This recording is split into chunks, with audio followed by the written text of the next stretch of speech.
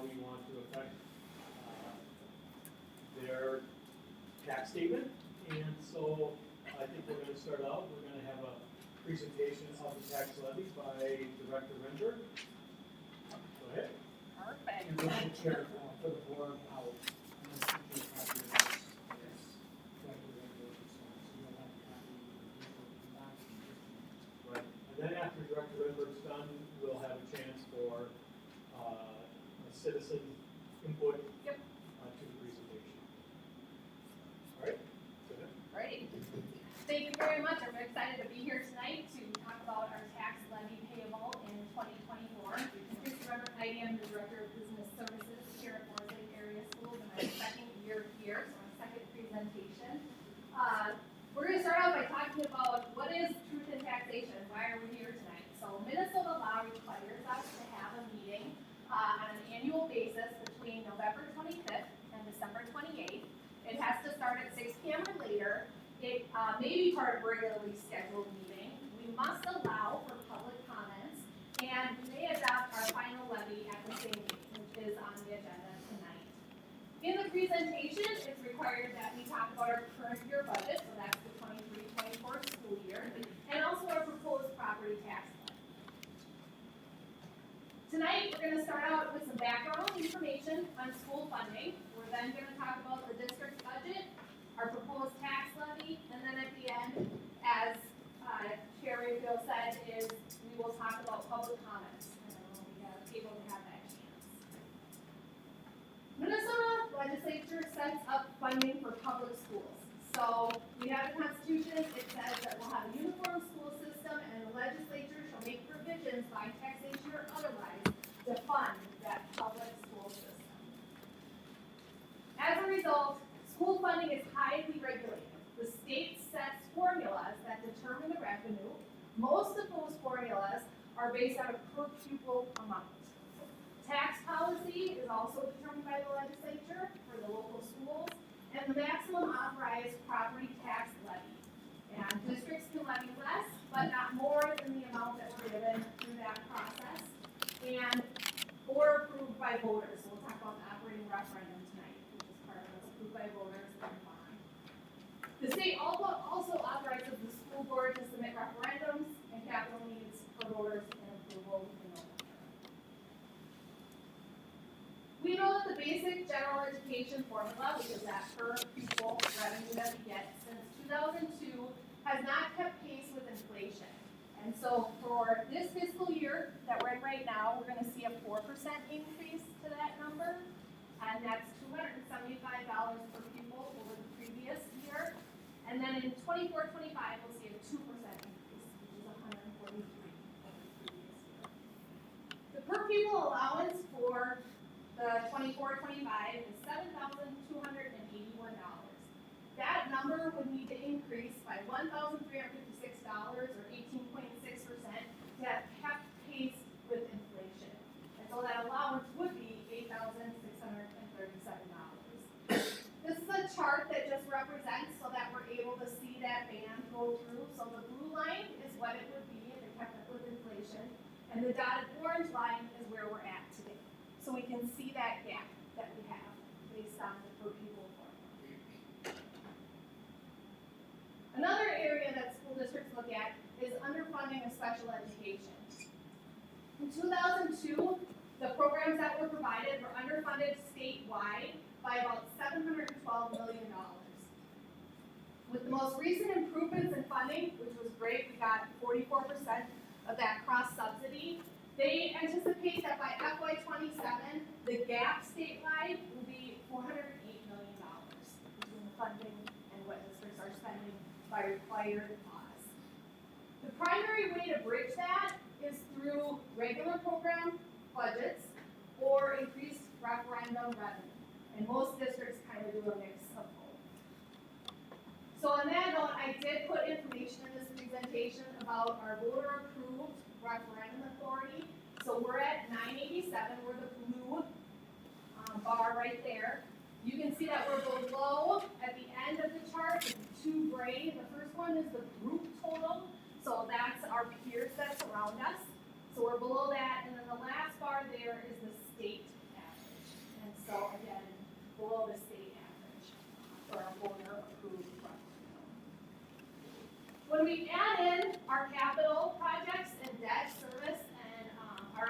referendum together.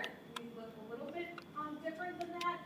Our group average, we're just a little bit above that, along with the state average. And again, amazing community in 2015 giving us the bond money to keep up with our buildings. And so that's reflected in this chart. When we talk about taxes, it's really important to know that it's not a dollar for dollar system. So a change in the tax levy does not determine a change in the budget. So it doesn't equal exactly. The tax levy is based on many state-determined formulas plus voter-approved referendums. Some increases in tax levies are revenue neutral because they're offset with reductions in aid. So it depends on which category we're in. Expenditure budget is limited by the state set revenue formulas and the voter-approved levy and funding. An increase in school taxes does not always correlate to an exact equal increase in budget. For our levy cycles, we're talking a lot about different years here. So tonight we're talking about the payable 24 levy, which means we'll see that in our 24-25 school year, so FY25. And that's due to the difference in levy cycles. So school districts' fiscal year runs July 1st to June 30th. And so what that does is in 24, we're going to provide the tax revenue for 24 to 25. And we adopt that budget in June of 24. The cities, on the other hand, are going to collect that revenue beginning in January. And so they're collecting that in 24 calendar year, which then we get. So a little bit different on our levy cycles, which is why we see so many different fiscal years in what we talk about. Next, we're going to move on to more specifically. So that was our broad look at school funding in general. Moving on to our districts, so Forest Lake area students. When we look at the budget, it's really important to understand the different funds. So tonight we'll be talking about three of the main ones, which is the general fund, which is our operating costs for general education, special education, all of that. Our food service fund, so that's going to fund all our nutrition services. Community service fund, we have a building construction fund, debt service, an internal service, and the two OPEB, those are tied to our retiree benefits. Again, tonight, majority we talk about is general fund. We do a publication in the newspaper, so if you watch the Forest Lake Times coming up here in the next couple weeks, you're going to see this wonderful chart that just for the school district talks about, okay, what was our beginning fund balances, what was our actual expenditures and revenue for the year, our ending fund balances, and then what we expect in the next year's budget. So again, annual requirement to the Department of Ed that you'll see in the Forest Lake Times coming up. We'll drill into these numbers now so you don't need to look at the whole thing right away. All funds revenue, so we talked about all those different funds. Overall, we see a $105 million budget that the school district does. Of that, the general fund is about 80% of that, followed by food service, community ed, debt service, and then the OPEB debt service area. So again, looking at food service and community service being around that $5 million mark, or debt service 10, and then general fund 8.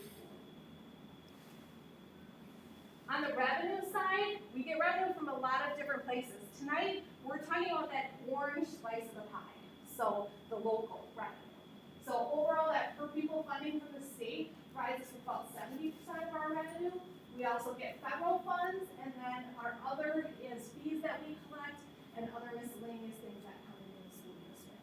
The local is going to be the levy that we're, again, talking about tonight.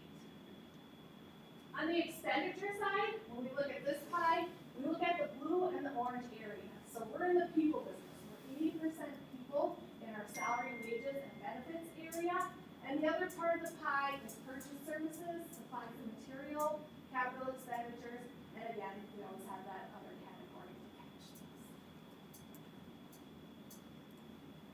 When we get into the proposed taxes for FY24, we're going to talk about 4 different areas.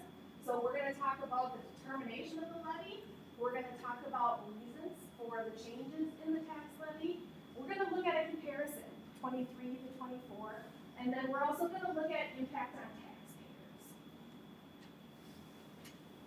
Overall, when we think about property taxes, each owner of taxable property pays various property taxing from the different jurisdictions. So when you look at your tax notice, which we'll get to see here on the screen in a minute, you see county, you see city, you see school district, and other special taxing districts.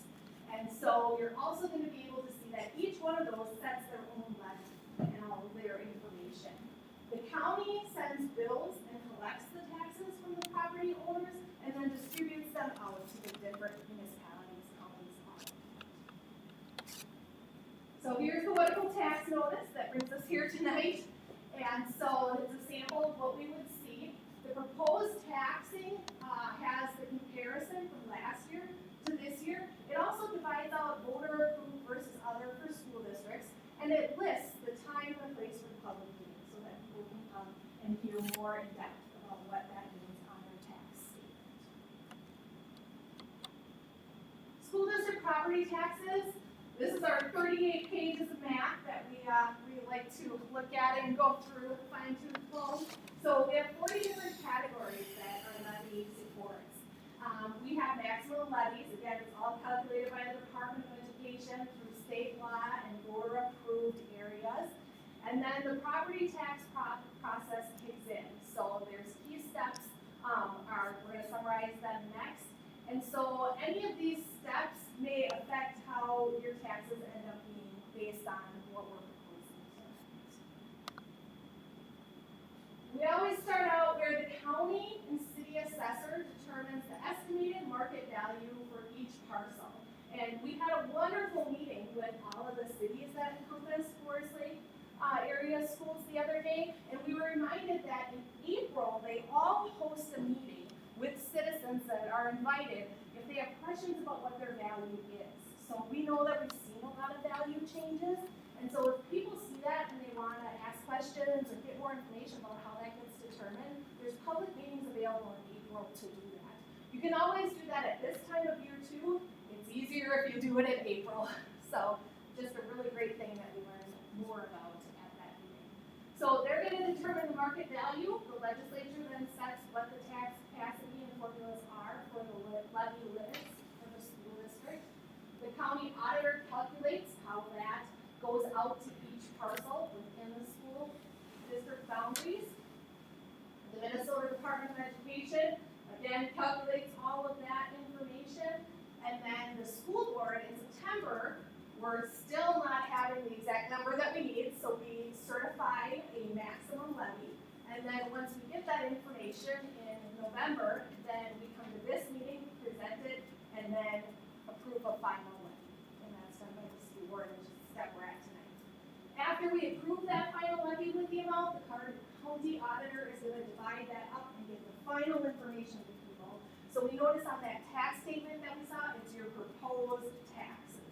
And so once everyone determines what that final amount is, you get your actual amount that is going to be. Overall, as I said, we see this year, September 8th, we got what our maximum would be or what we think it was going to start to be. The school board approves the proposed levy amounts with the certifying of the max. Then we got the tax statements. The county's got those mailed out to everybody. We have our hearing tonight with the preceding regular meeting to approve the levy, and then we'll go ahead and do that tonight by certifying the levy. Overall, getting really specific to Forest Lake, so our payable 24 taxes, we did see an increase of 9.3%, so just about $3 million in that levy. The changes in the levy categories and reasons will be included in the following slides. Overall, this is the big picture of the levy, and if you need that printed out, I'm happy to provide that for you. Overall, we see in our general fund, we see almost $23 million worth of levy going into the general fund. We see our community service fund at about $1.5 million. Our debt service almost $11 million for about a $34 million levy that we'll be asking for tonight. The main changes in that levy that brings it up to that $34 million. In our general fund, we have long-term facilities maintenance. So we're working on an indoor air quality project, and so the district is eligible this revenue based on state-approved projects. And so the levies are coordinated with other capital and debt levies to maintain as flat a tax rate as we can. So when we see an opportunity to be able to do big projects, we take that opportunity because we want to make sure our facility maintenance continues to go on and we keep up to date with that. In the 2015 bond that we passed, that was a lot of the talk, was, how did buildings, given a state that we needed over $100 million worth of repairs and upgrades and all of that. And so we really work to say, and we will try our best to keep up with as much as we can with our deferred maintenance when we can. This specific project is indoor air quality at our high school. So the boilers are from 1972, and those will be replaced with this indoor air quality one. So along with ventilation in our main gym, if you've attended any of our graduation ceremonies that have to get moved into there, we know it becomes uncomfortable in the heat. And so we'll be able to get the ventilation in there to be able to have the other change in the levy is we did see prior year adjustments bring that levy down. So those are based on estimates that go into the levy. And then in later years, they're able to get updated and retroactively adjusted. And so that's the explanation that comes up with the $3 million difference. When we take that pie of the $34 million, then we say, okay, it goes out and gets into your taxes. And there's lots of things that can make that about change for a person. So your tax bill on an individual property can increase or decrease from year to year based on a value of the individual property, the total value of all the properties in the district, increases or decreases in levy amounts caused by state funding formulas, local needs like our indoor air quality project, or voter-approved referendum formulas. So when we look at that, we talked about the home value changing. So when we look at a property, if we had two properties in the district and both houses were valued at $100,000 and the total levy was $500, each property would pay that equal amount, $250 to create that money. When property values change, one house here goes up by 10%, the other house goes up by 25%, we see that pie splits a little different in what each taxpayer owes. So the house at 110 is going to be $234. The house at 125 is going to be $266. So again, the orange house pays less, the blue house pays more. And so when we get into these numbers that I'm about to go into, we see how valuations can play into all of this.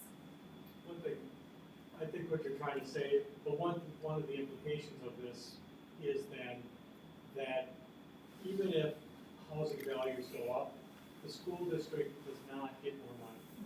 All the value changes are going up. What we've levied stays the same regardless of those changes. The examples include the school district taxes, okay, and they're shown based on no change, so there's going to be two different categories. There's based on no change in property value, and there's based on a 31% increase in property value, and it's over a 4-year period of time. Actual changes in value may be more or less for any particular property, so this is just a sample. It's intended to provide a fair representation of what happened to school district property over that period of time for typical properties.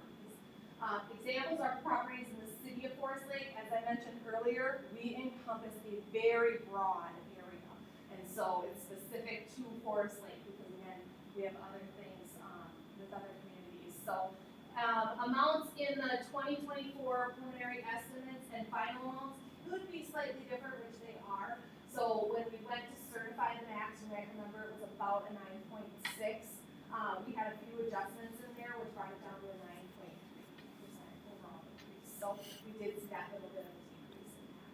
The estimates were provided by our financial municipal advisors, AMERS.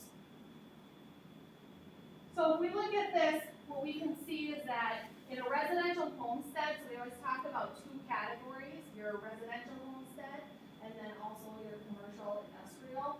So in the residential homestead area, if we look on the chart at a $250,000 house and and we see all of our 4 years worth of taxes payable. So on our $250,000 house, the levy for this year would be a $6 increase over last year. So as we said, we try to keep it as relatively flat as possible. The $1 million residential homestead in this one would be up $38 based on that 9.3% increase. Commercial went down in that category, so if you had a commercial industrial property for $500,000, you would see a decrease of $238,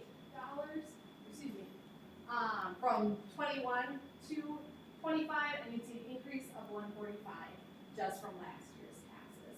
And then commercial property, $10 million, you would see a $3,000 increase.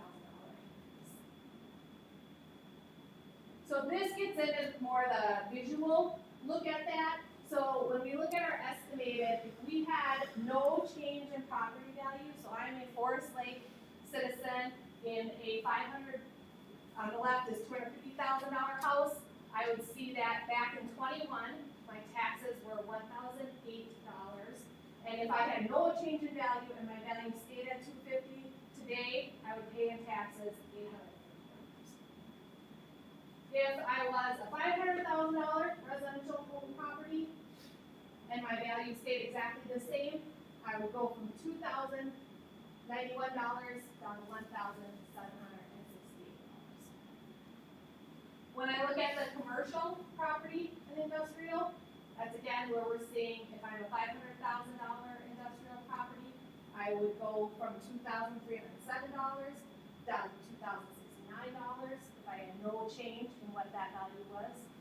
And if I was a $3 million commercial property, I'd go from $14,441 down to $13,000. We always want to look at it both ways because we know people's property values have changed in what they're doing. So this is based on a cumulative 31% change over those 4 years. So if I had a $190,000 house back in 2021, my value today is $250,000. Back in 2021, I was paying $748, and now I'm paying $850. Again, with that increase of $60,000 worth of value in your home. On a $500,000 house, back in 2021, that home was valued at $381,000. Today, it's valued at $500,000, and it went from $1,588 up to $1,768.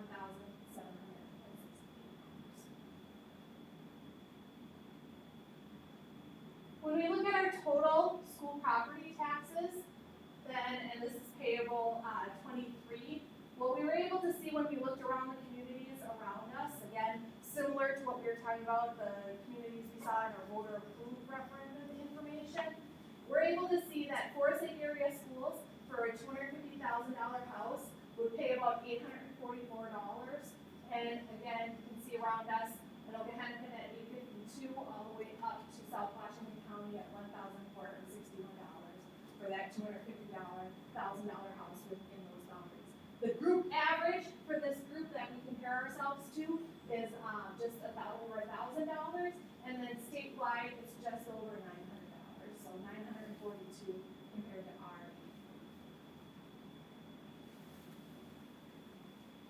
It's really important, and this is something that I'll get to in the public comment area also, to know that there are lots of opportunities for property tax relief. So we know that sometimes property taxes might go up significantly because of different valuations or other things that are happening with the property, change in status, other things. And so they offer different refunds and deferral programs if anyone is feeling like this burden is too much on their property taxes. So the first one is called the Homestead Credit Refund Program. That's available for all homestead property, both residential and agriculture. And the refund is a sliding scale. So based on the total property taxes and income, then you can get a refund for property taxes.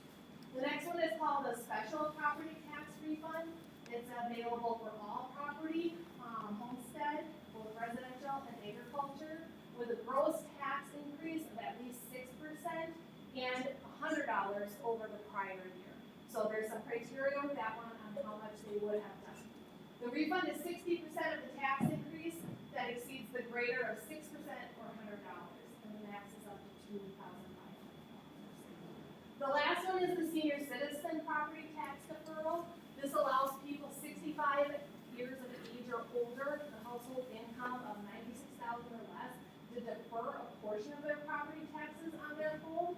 The deferred payment plus interest accrued would be paid when the home is sold or the homeowner passes. So those are 3 available property tax relief areas that I have more information about if anybody has any questions on that.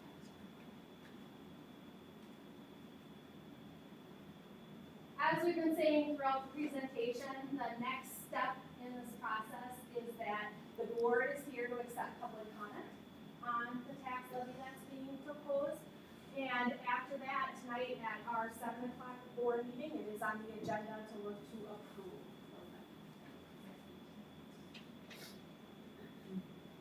With that, we are in the public comments section of it. I would like to state that I have received 2 community members that were unable to be here tonight that did submit information, so I'd like to pass that along. Both of them were on fixed incomes, and so just with the increase, saw that it was difficult for them to be able to do that. I did pass along the information for the programs, and which ones they might qualify for, to both of those homeowners.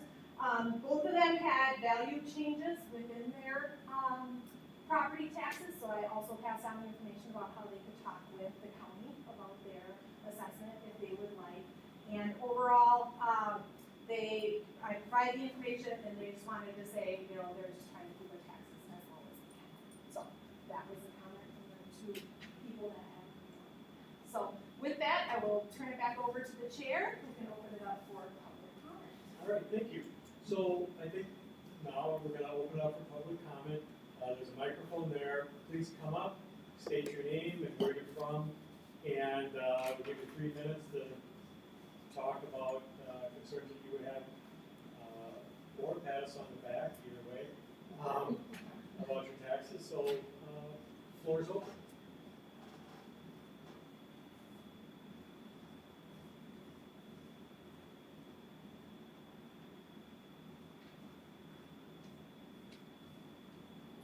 Anybody want to come up?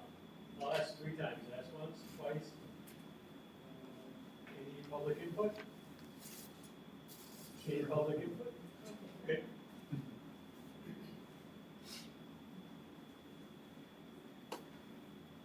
The reason I came here, Name and address, name and location. Bob Phillips from Forest Lake. Perfect. Thank you. I've lived here 25 years. I have no kids in the school. And I haven't spent a lot of time at the board meetings. And I thought, this year, my taxes went up $1,000. The county went up $50, $400 for the school, and $600 for Forest Lake City. So I picked the school and the city to go see, because that's where it looks like the county's doing fine. But the school and the city, looks like the city's spending all kinds. But that's the reason I came here, just to see how it's run. And I've been thinking about starting to go to school board meetings and probably city meetings too. I got more time, I'm retired, so it might be a good time. But that's all. Thanks for the presentation. That was good. And I learned a couple things. Maybe I can get some credits. All right. Thank you for coming up. And we'll be addressing this in the regular agenda, the actual process itself. So, thank you. All right, anybody else? All right, with nobody else, then I would ask for a motion to adjourn. So, Second. any discussion? If there's no discussion, all in favor say aye. Aye. All opposed? All right. And we're gonna We start at 7 o'clock with our regular, okay?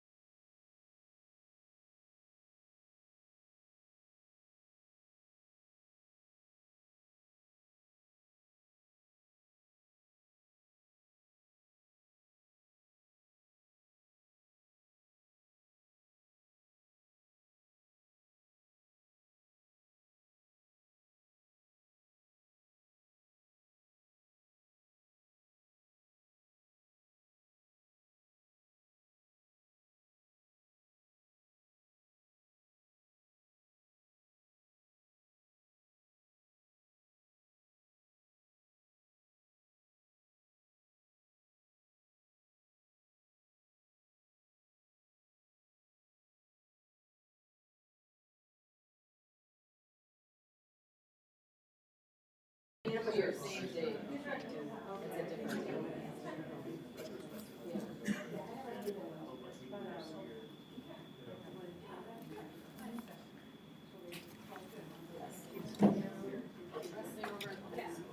Is it today? There's a lot of topics. Oh.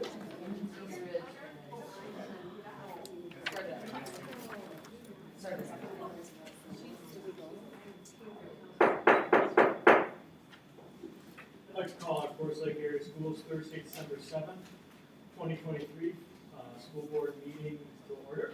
Let's, member clerk, could you please take a roll call? Member Tyson's here, member Rayline, Here. member Corcoran. Here. Member Haglund. Here. Member Peterson is absent, member Rayfield, and member Christensen. Here. All right, let's start with pledge allegiance. I pledge allegiance to the flag of the United States of America and to the republic for which it stands, one nation, under God, indivisible, with liberty and justice for all. All right, do we have a motion to approve the meeting adjourned? So moved. Second. Any discussion? No discussion, all in favor say aye. Aye. All opposed? All right, scheduled and unscheduled visitors, we had no listening session tonight. Student achievement, do we have any positive happenings? We have green cards this evening. What's that? Do we have any green cards this evening? Yes, I'm sorry. Yeah, so we've got one green card, I'm sorry, let me go back to, scheduled and unscheduled visitors. And our green cards, Jim Smith. Yep. And Jim will have a topic of reading in third grade, MCA scores, and from the curriculum committee presentation. Go ahead.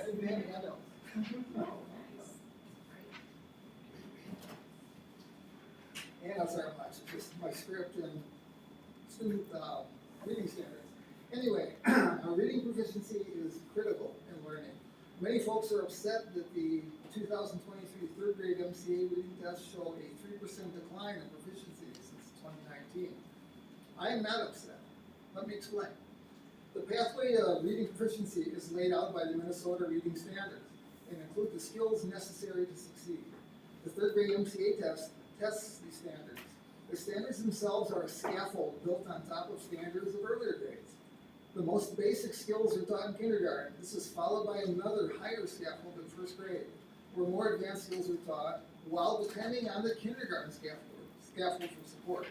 Additional scaffolds are built, each higher in complexity in second grade and continuing on. What happened to the third grade class that lost ground on the 2003 MCA?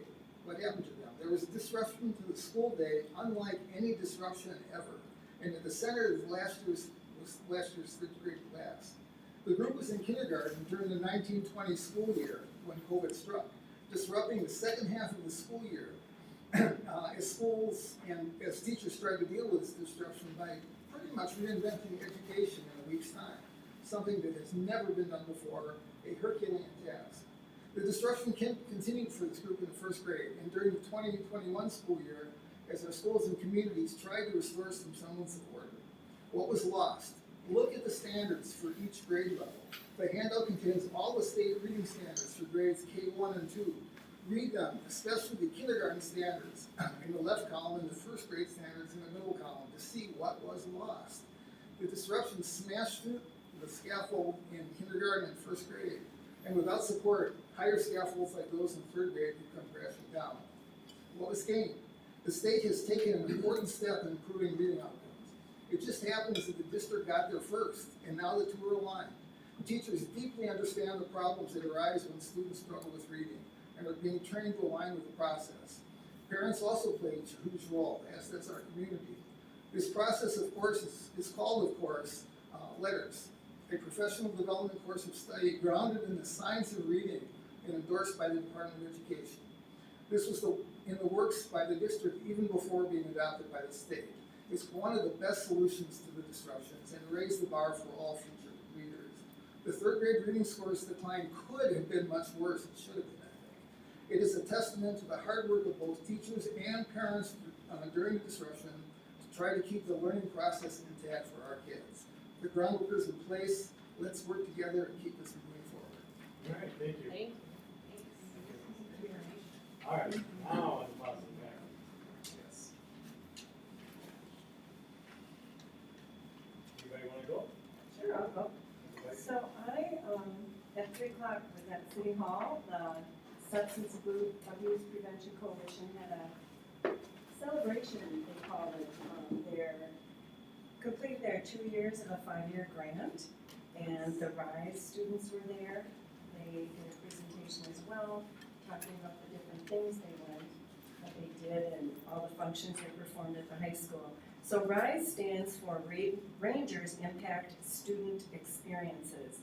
So they did bagel mornings, they had some fun events around homecoming, and all of it is about substance abuse prevention. So I was glad to be there to help them celebrate. They have several action plans in the works down at DHS, and one is around diversity. And they also talked about the Forest Lake Area Middle School. Their group is paired up with the student council. And so some of their focuses have been on positivity in the restrooms, locker areas, passing times. So a lot of good work going on. I'm glad to see that continue. All right, thank you.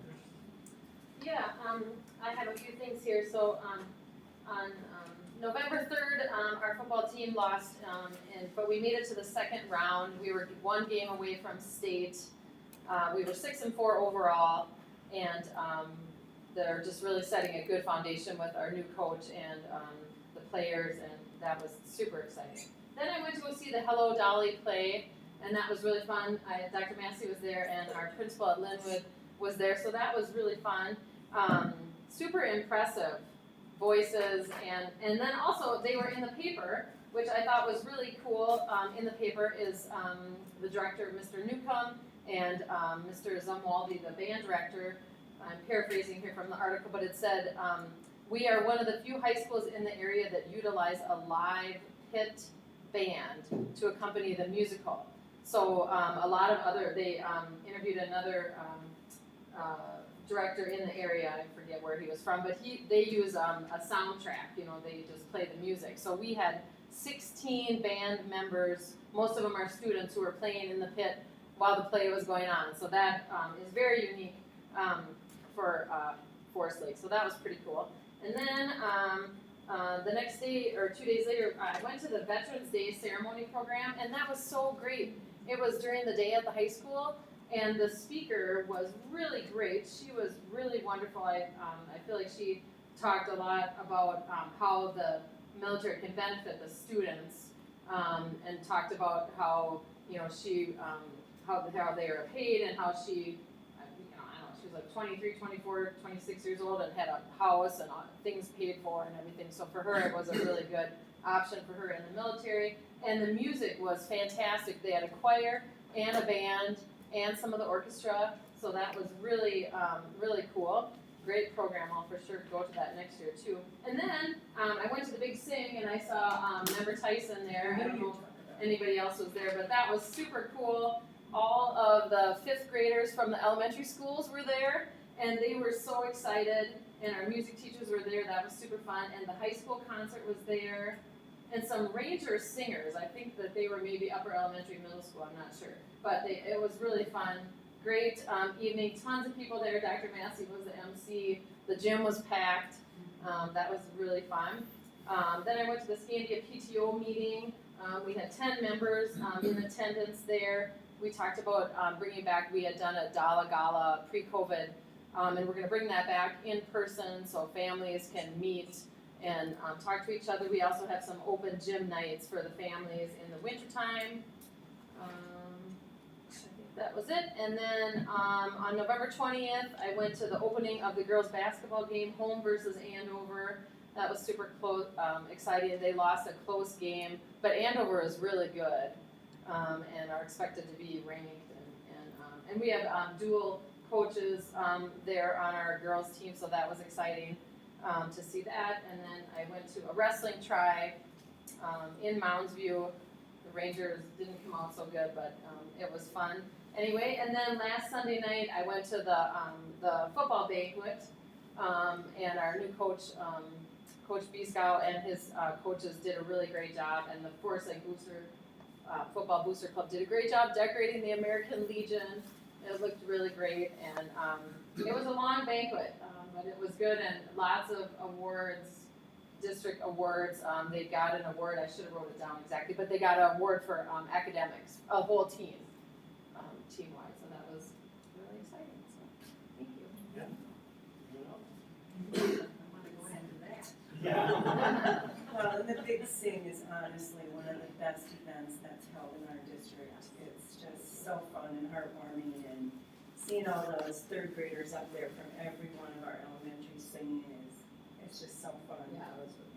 Lots of families, grandparents. Did you get the list of the holiday concerts yet?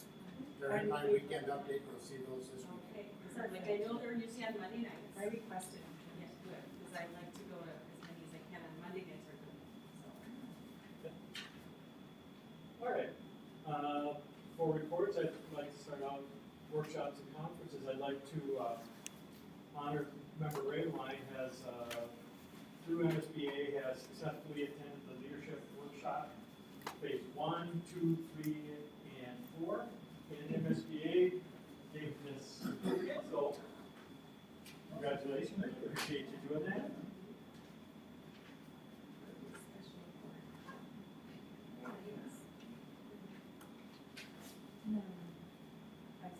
Okay, go ahead. So anyway, we all received one of these, and I hope our new members can all go. It's just a great time to go to the Member District 6 meeting. It's a great time to network with other people, lots of things to learn. I know we've had Ben Runrud, let me say his name, Redgert. He's awesome. I don't know if you've heard him, but he spoke at one of our opening sessions. And then I thought this speaker, the opening speaker, sounds great. Computer science and AI, opportunity and creativity.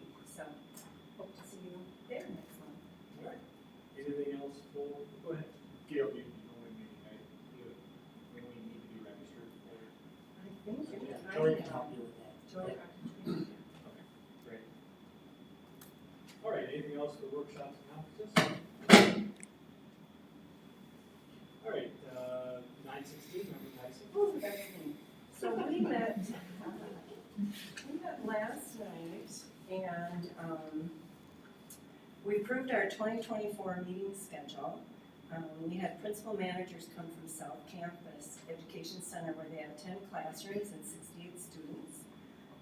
They talked a lot about building community with their staff as well as their students, listening to the messages of the students. They held a prom for the first time, and it was a lot of fun and a very successful event. The superintendent gave her update and talked about how there's a new dashboard button where our special ed directors can look at who's on a waiting list and find out all kinds of good information there. She also talked about their strategic action updates and talked about how they've had some grants, and one initiative that's been launched is the You Matter campaign, which is information for their staff with resources that they may be looking for them, their own self. They have held their second Thriving event. I think these events are very successful. She said 140 new employees signed up for this event, so they have some kind of fun. It was going to be a comedy hour and then a dinner together, so those strategic well-being activities are really being well attended. Let's see, we did adjourn for a closed session. Administration provided updates to the board regarding contracts, and that concludes my report. All right, thank you. All right, buildings and grounds, member Mabel. So at our Buildings and Grounds Committee on November 16th, we had we started off with the ice arena update. So they're down basically just a punch list now to check on some ventilation checks and running down any leaks that pop up with that. But for the most part, the ice arena is done. And then Carl Sanderson was in. They were in starting August 9th and did a facility study presentation a facility assessment, so basically they came through and mapped out all 14 buildings in the district, 1.5 million square feet, is that correct?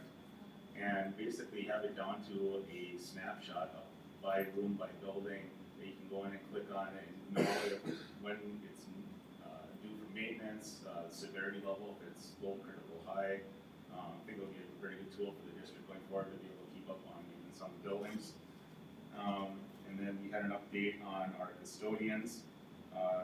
Last month, we were 11 short, now we're down to only being 3 short with 2 possible hires, and hopefully that will continue to go in that direction. That's all I have. All right, thank you. City of Forest Lake, Member Christensen? Yeah, I went to the November 13th budget open house at Forest, it was at the Forest Lake City Hall, and they had some different presentations on their levying, I always get the words wrong, they're levy for the city, sorry. And it was really interesting, and then they had staff member people there that could answer questions for you and stuff. And I was maybe there for about an hour, and it was a 2-hour session, and there weren't very many people there. I was kind of surprised. I thought maybe it would be a bigger crowd. But they had a good handout and a really nice overall presentation that you could watch on the screen. So that was interesting. That concludes my report. All right, thank you. All right, Communications Committee, Member Christensen? So we had our communications committee meeting on November 16th. We talked a little bit about potential new start times for the school board, which we'll be talking about later. We talked about how Dr. Massey is sending out email communications to the family. He's going to be doing that 3 times a year. We had an update on the bus app, and they're piloting, some parents are using the app, and so far so good. And the winter catalog was mailed out. At this meeting they were talking about it, but I got it just the other day in my mailbox. So, yep, that concludes my report. Thank you. All right, thank you. Curriculum Instruction and Equity Committee, Member Raylon? Mr. Smith gave us a good rundown earlier about some of the achievement discussions that we had. One of the other things that we dug into is we dug into the progress on the current A&I program. And it was a little disappointing to see that our achievement gap continues to widen despite our efforts. But like we talked about in the past, our sample size is small, so it'd be good to dig into that data a little bit more. I'm not sure, but I think the full board will be giving a presentation or an update on that at some point here in the near future. That concludes my report. Thank you. Finance Committee, Member Corcoran?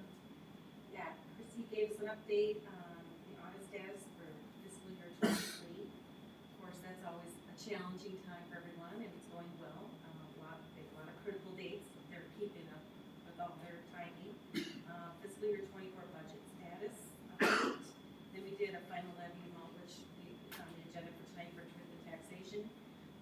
We also talked about committee meeting times, changing those. I think our people there were pretty positive about changing due to the timing of events to attend at 7 o'clock for the high school and different sporting events. So they seem to be really happy with the possibility of the changes. And long-term facility maintenance wrap-up and 3-year budgeting. We talked a little bit about what we talked about buildings and grounds, and that worksheet is amazing. I don't even know how many pages it is, but what's interesting is color-coded by level of need. So red, of course, critical, orange, so they've made it very user-friendly and very impressive. That was an amazing presentation. So talked a little bit about that. Talked a little bit about the students, the budget's based on 100 students decrease, and we're under the 100 still at this time. We're hoping to stay there. Fingers crossed. Fingers crossed. All right, Policy Committee, Member Raylon? All right, our policy committee is always an easy one to recap because it's on the agenda for later this evening. Well, one thing that didn't make it on the agenda that really fueled a wonderful discussion there is we had a discussion over policy, I believe it's 604 or 605 that gets into student fees. And we spoke specifically about student parking fees. And I think part of the reason the discussion was so fascinating is we delved into the topic so deep that we talked about, well, if it's good for students to pay for parking passes, should we have our staff pay for parking passes? obviously not something that was widely supported, but it did kind of open that can of worms on, should we rethink having our students pay for parking lessons at the high school, and the dependence we have on those parking fees to keep our budget balance at the end of the year. So I don't know if that will ever make it to the full board. We left that discussion just kind of open with no real recommendation for the board, so I expect we'll pick it up again at some point. Gail, you had some great points to make on that as well. I don't know if you want to add anything to the report, but my report's concluded. Well, I just want to make one thing clear, that that was something you put forward. It was. Yes. Yes, I So did. it wasn't on our agenda, but it did have robust discussion. Yes. Thank you. Staff Goldberg, maybe, Member Tyson. Okay, yes, we talked about the legislative update and talked about our platform for 2024, which is on our agenda for tonight. We talked about levy renewal options, timelines, looked at timelines, talked about possibility of a survey, which we can use our support from 916 intermediate district for that. And then we looked at enrollment numbers and, just knowing that across the state numbers are going down, but school district costs will stay the same, so keeping an eye on the enrollment study. And then we talked about the Be Sparked campaign, and that concludes my report. Good, thank you. And then our superintendent report, Dr. Massey. Thank you, Mr. Chair. I'd like to take a brief moment and acknowledge the passing of Bob Martzoff. Bob was a high school agriculture teacher and FFA advisor for 27 years at our high school until he retired in 2011. Bob was beloved by his students and his colleagues, including myself. Bob's passion and vision for agriculture education created a legendary program that is highly regarded across the state. Our condolences to Bob's family. Know that he left an indelible mark in our school district. As previously mentioned, the bus app went through a pilot process. That pilot process or timeline has concluded, and we are in full launch mode of our bus app for families, where they can track through GPS where their child's bus is on their way to pick their child up and on their way home from school to bring their kids home. So we have sent a lot of communication by way of elementary principals for how to download and sign up for the app, and we would encourage every family that's putting a child on the bus to download the app and track their kids' movement throughout the district to and from school. As Member Christensen alluded to, fall sports and activities, including the fall play, are now behind us. Congratulations to these athletes and performers. The time and investment while staying on top of their schoolwork is extremely impressive. Thank you for representing Forest Lake area schools in such a positive way. We are proud of you. As winter sports begin, these athletes too deserve credit and recognition. They will have very late nights ahead of them, returning from competitions and long days of practice and studying for exams and completing their portion. So good luck to all of those student athletes who represent us in such a positive way. There are hundreds and hundreds of kids that participate in sports and co-curricular activities throughout the school year. So it's a big part of the school experience, and it supplements the academic work and creates whole students and well-rounded athletes and student athletes alike. So again, congratulations to those kids. And that concludes my report. All right, thank you. All right, are there any items that people would like to pull from the consent agenda? If not, Oh, can I pull 7-4? yes. All right, so do we have a motion to approve consent agenda items 1 through 3? So moved. Second. All in favor, say aye. Aye. All opposed? All right, Member Corcoran, 7-4. Yeah, I just wanted to comment, I just saw on the non-curricular assignment, Jenna Parent is gonna be the head coach of North Steam, which is so exciting because she's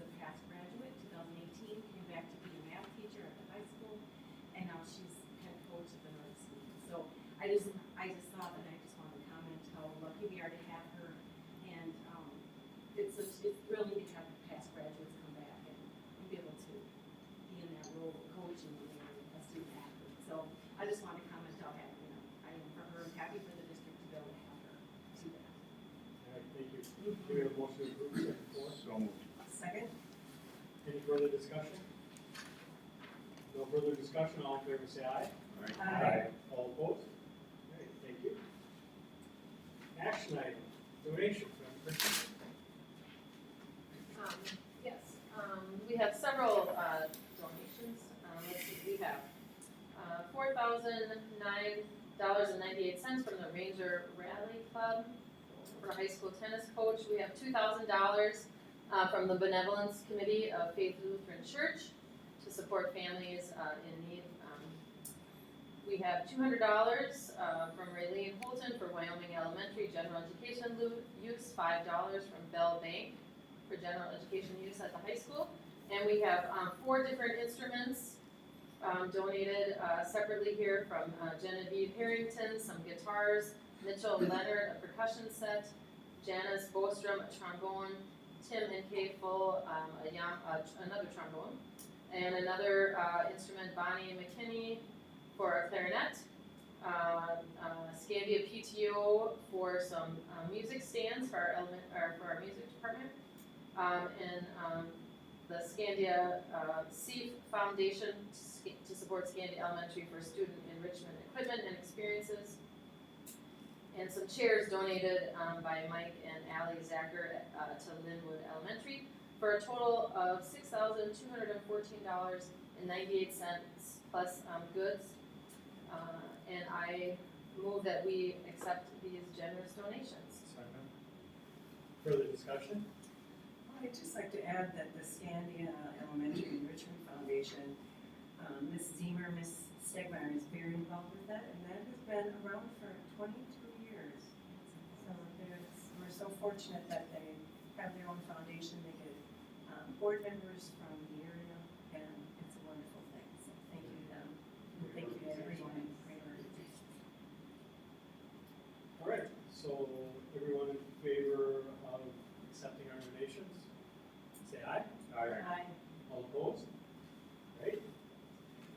All right, for our Forest Lake retirement notices, we've got one retiree, Connie Nordenstrom, a special education paraprofessional at the STEP program, and has been with that for 18 years, and we just want to say thank you to her and appreciate her work. That special education work is so important. It's just so important. So we just want to say thank you for your work. So do we have a motion to accept the retirement? So moved.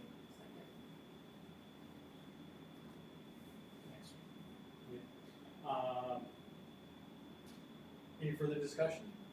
Just want to say that we're very grateful for her 18 years of service. All right, and with that, all in favor of accepting the retirement, say aye. Aye. All opposed? Great, thank you.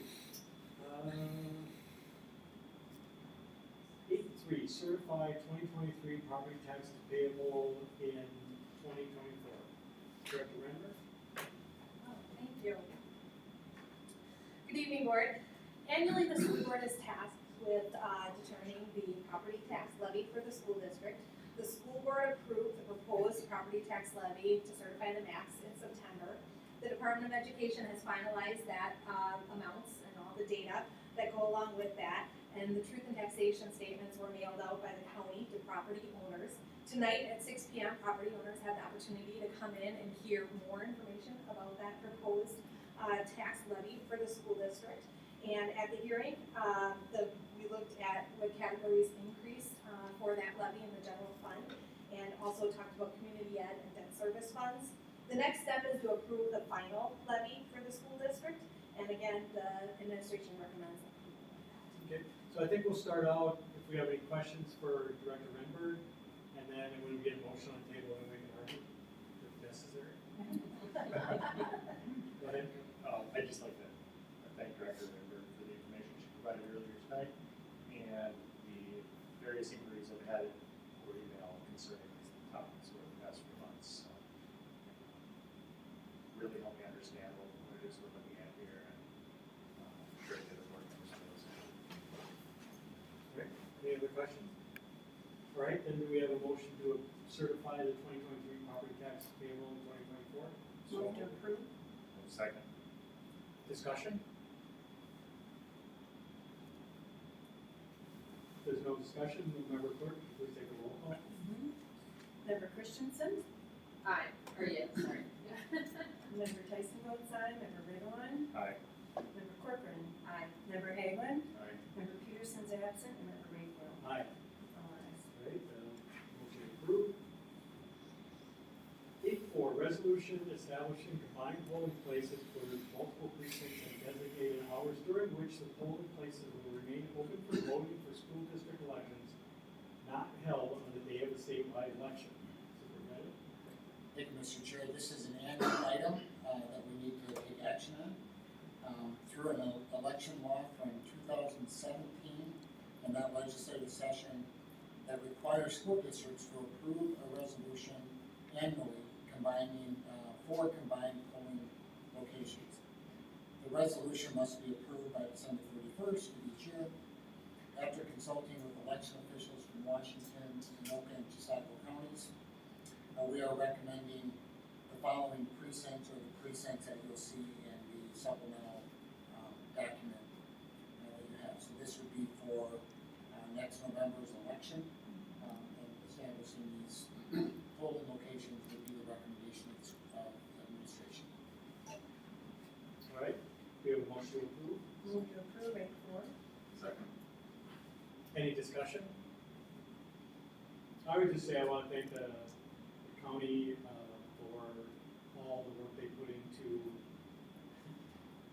these elections. It's just a lot of work and it's very detailed, and it's something that we take really seriously, and thank the administration as well for the thought they put into that, and the high regards that they put into the importance of these elections.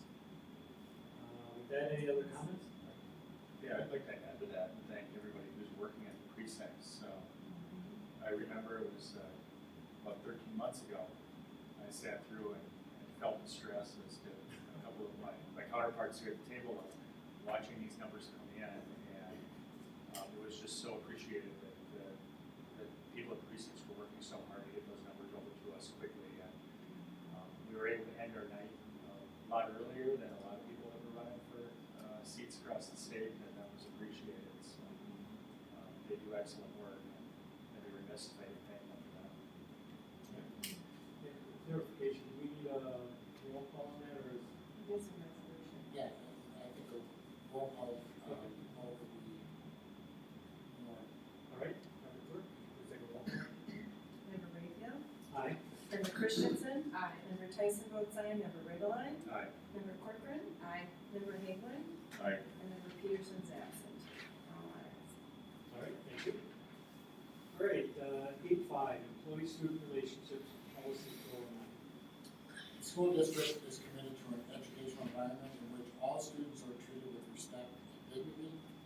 Every school district employee is to provide students with appropriate guidance, understanding, and direction while maintaining the standard of professionalism and acting within accepted standards of conduct. The school board has reviewed this policy and the other policies coming up on the agenda. And through their review, we're recommending a couple of changes. I think there's an important update to this policy, and you'll see that with respect to language requiring employees to be particularly alert to situations where another employee may be in violation of this policy. So it begins to outline and state the, not just the encouragement, but the requirement and the expectation that staff be vigilant and are reporting anything that must be reported that becomes a concern in terms of how staff are treating students in the district. With that, administration would recommend approval. All right, we have a motion to approve. So moved. Second. And I just have a quick question. Superintendent, where did that, or policy committee members, where did that, is that language from MSBA, or is that? It's Director Friedman. Good evening, members of the board. This policy, actually, I don't believe that there is an MSBA model on this one. It's something that we have had for some time, and these changes developed through conversation amongst staff members, and then something that we brought to the policy committee for consideration. Okay. I like the language. I like how it spells out that we're all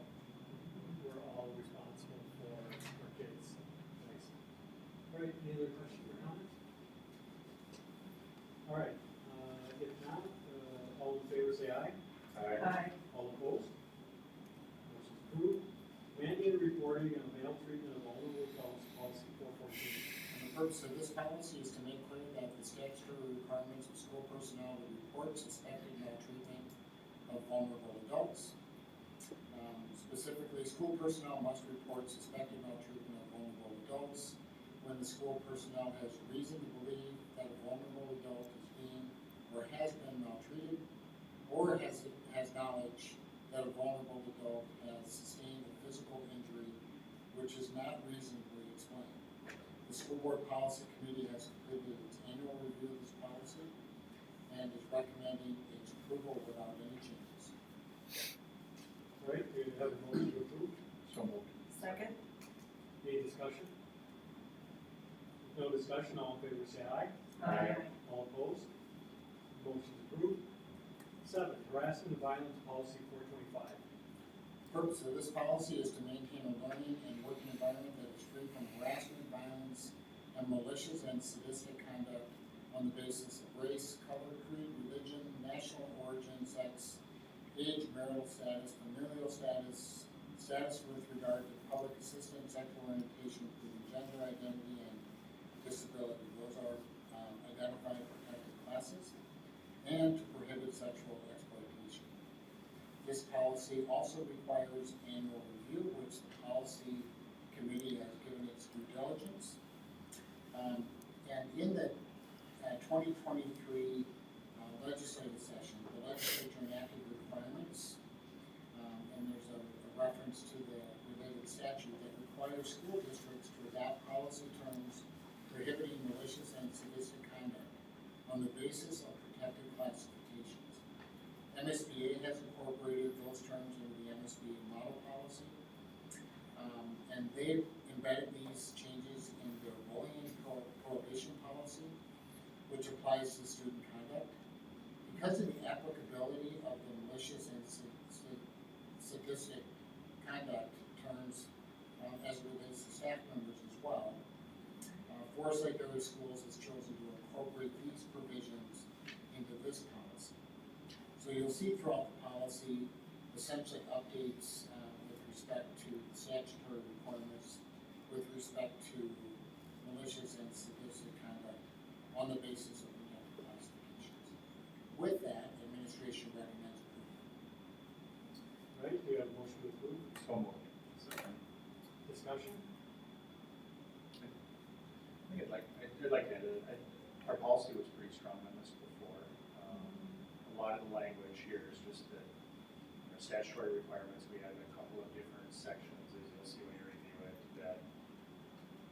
that we were actually mandated to do by the state. But I think it adds clarity and some strength to the policy. Thank you. Yeah, and that's something I noticed too, is that there's parts that have just been made clearer and I think simplified, and I think, I always like that. So, any further discussion? If not, all in favor say aye. Aye. All opposed? Motion approved. 8.8, family and medical leave policy 428. And the purpose of this policy is to provide for family and medical leave to school district employees in accordance with the Family and Medical Leave Act of 1993, and also with parenting leave under state law. This policy needs to be reviewed at least annually. The policy committee has done that, and they are recommending its approval without any changes. All right, do you have a motion to approve? Move to approve. Second? Any discussion? If there's no discussion, all in favor say aye. All opposed? Motion's approved. And one thing I would point out to those watching on video or in our audience who are aware is that we have a policy committee that spends a great deal of time kind of looking over these policies, and we have a first reading of them where board members can then raise objections with the committee or have it sent back. And so,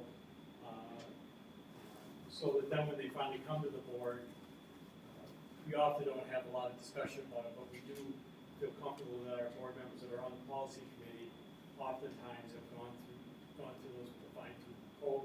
And our policy committee does a great job with that, and you can see that they've been very busy. Well, Rob, I think that's an excellent point, and I think we should also add that there's so much work that goes on behind the scenes Yeah. with these policies. I have numerous conversations with Donna when they're crafting these, and I know Member Tyson does as well, both being members of the policy committee.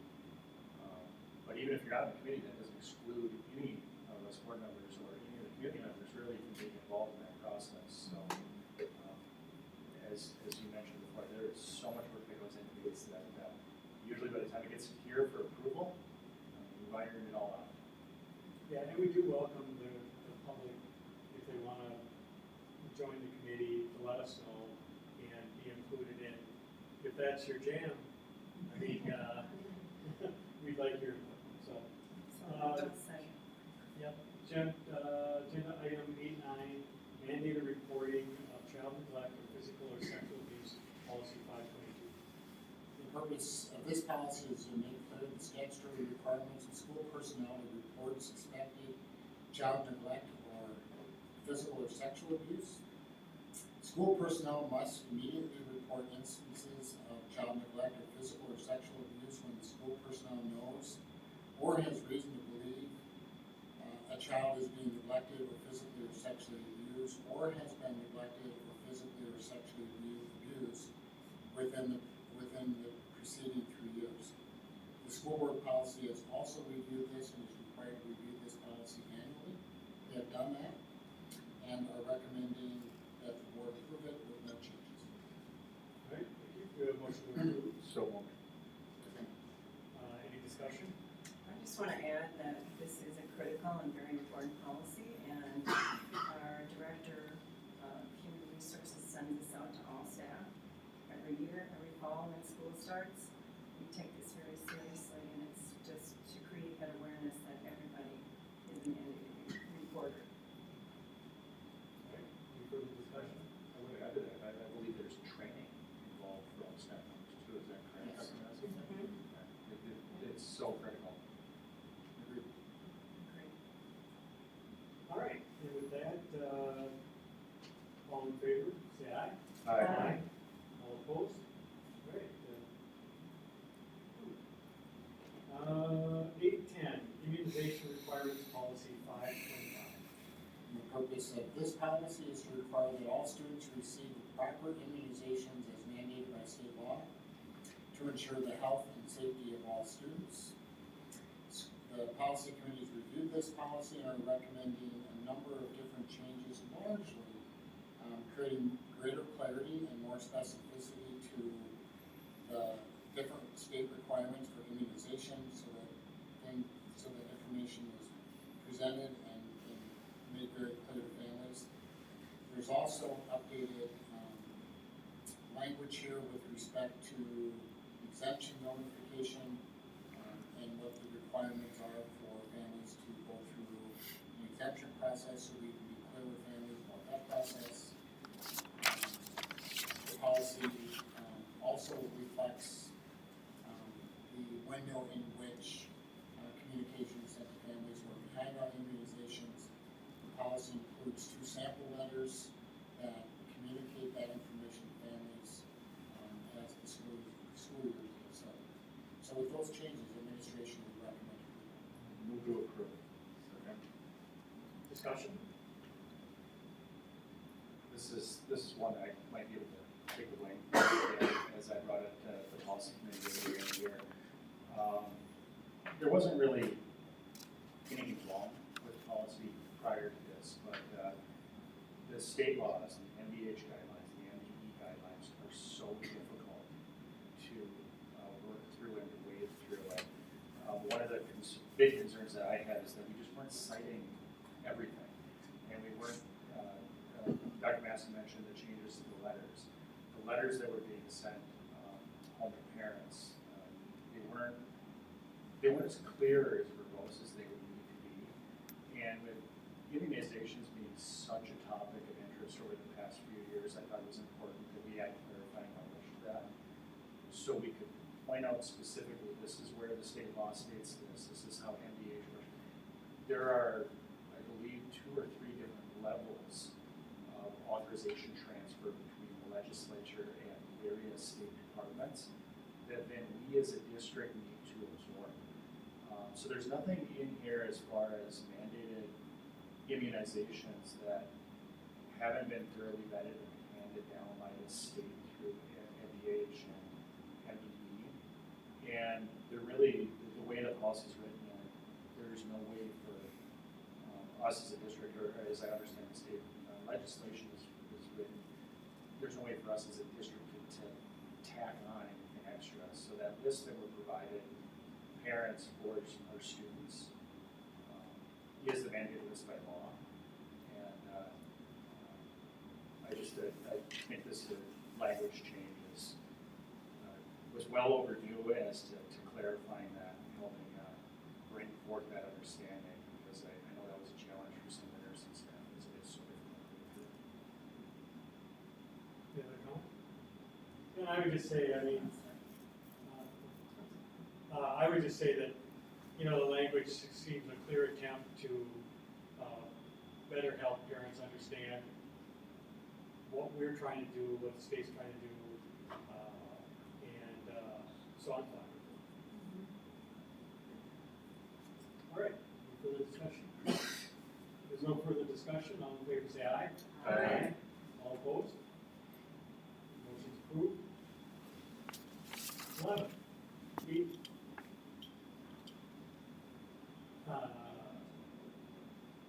811. So focusing on 2 things at once. 811, recommendation to approve new high school advanced placement environmental science course. Director Jacobson. Good evening, school board. Thanks for letting me join you tonight. We have a 2020 strategic plan that has really given our direction, our school district, some really powerful direction. And in one of those areas, in the area of excellence in career and college and future preparedness, our high school and our teaching and learning department is constantly scanning our course offerings and looking for new, innovative, and rigorous course options for students to take with us while they're in the high school. And to that end, our high school science department and administration has identified a new science course, AP or Advanced Placement Environmental Science, that they have an interest in adding to the course catalog this winter, and for students to register for going into next school year.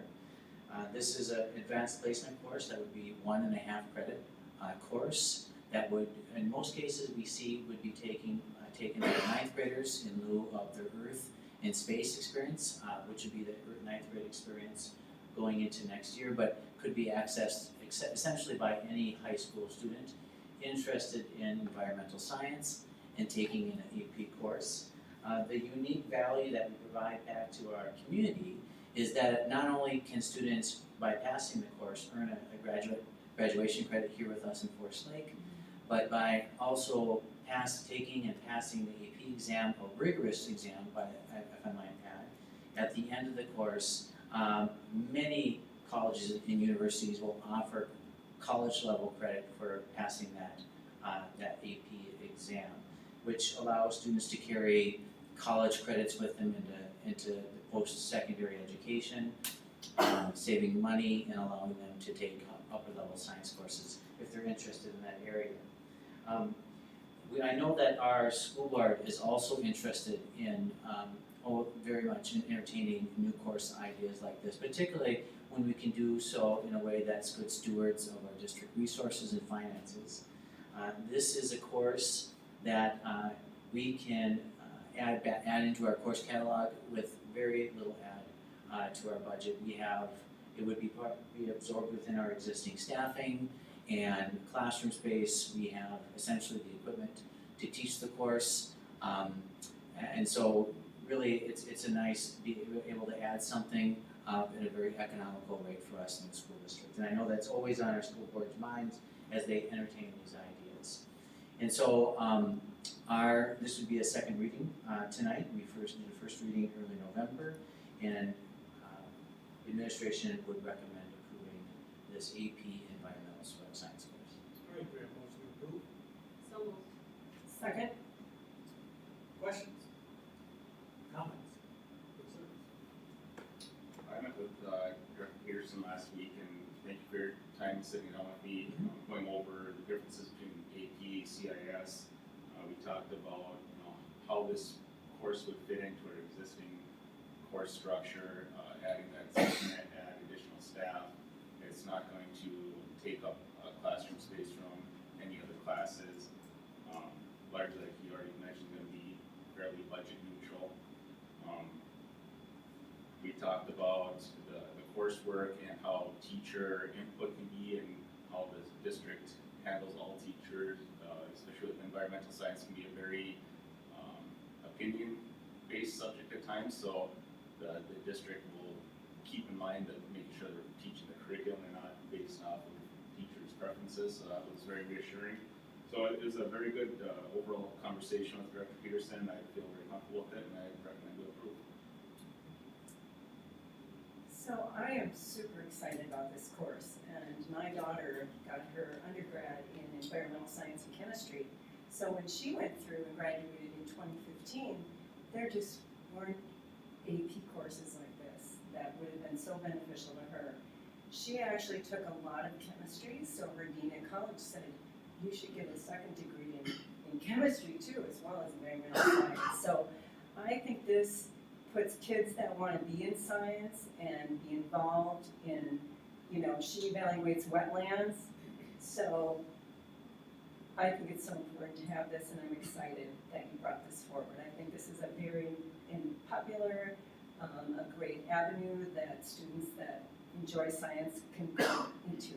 And this will be a great step up if someone interested in environmental science can have this under their belt when they go to college. So thank you.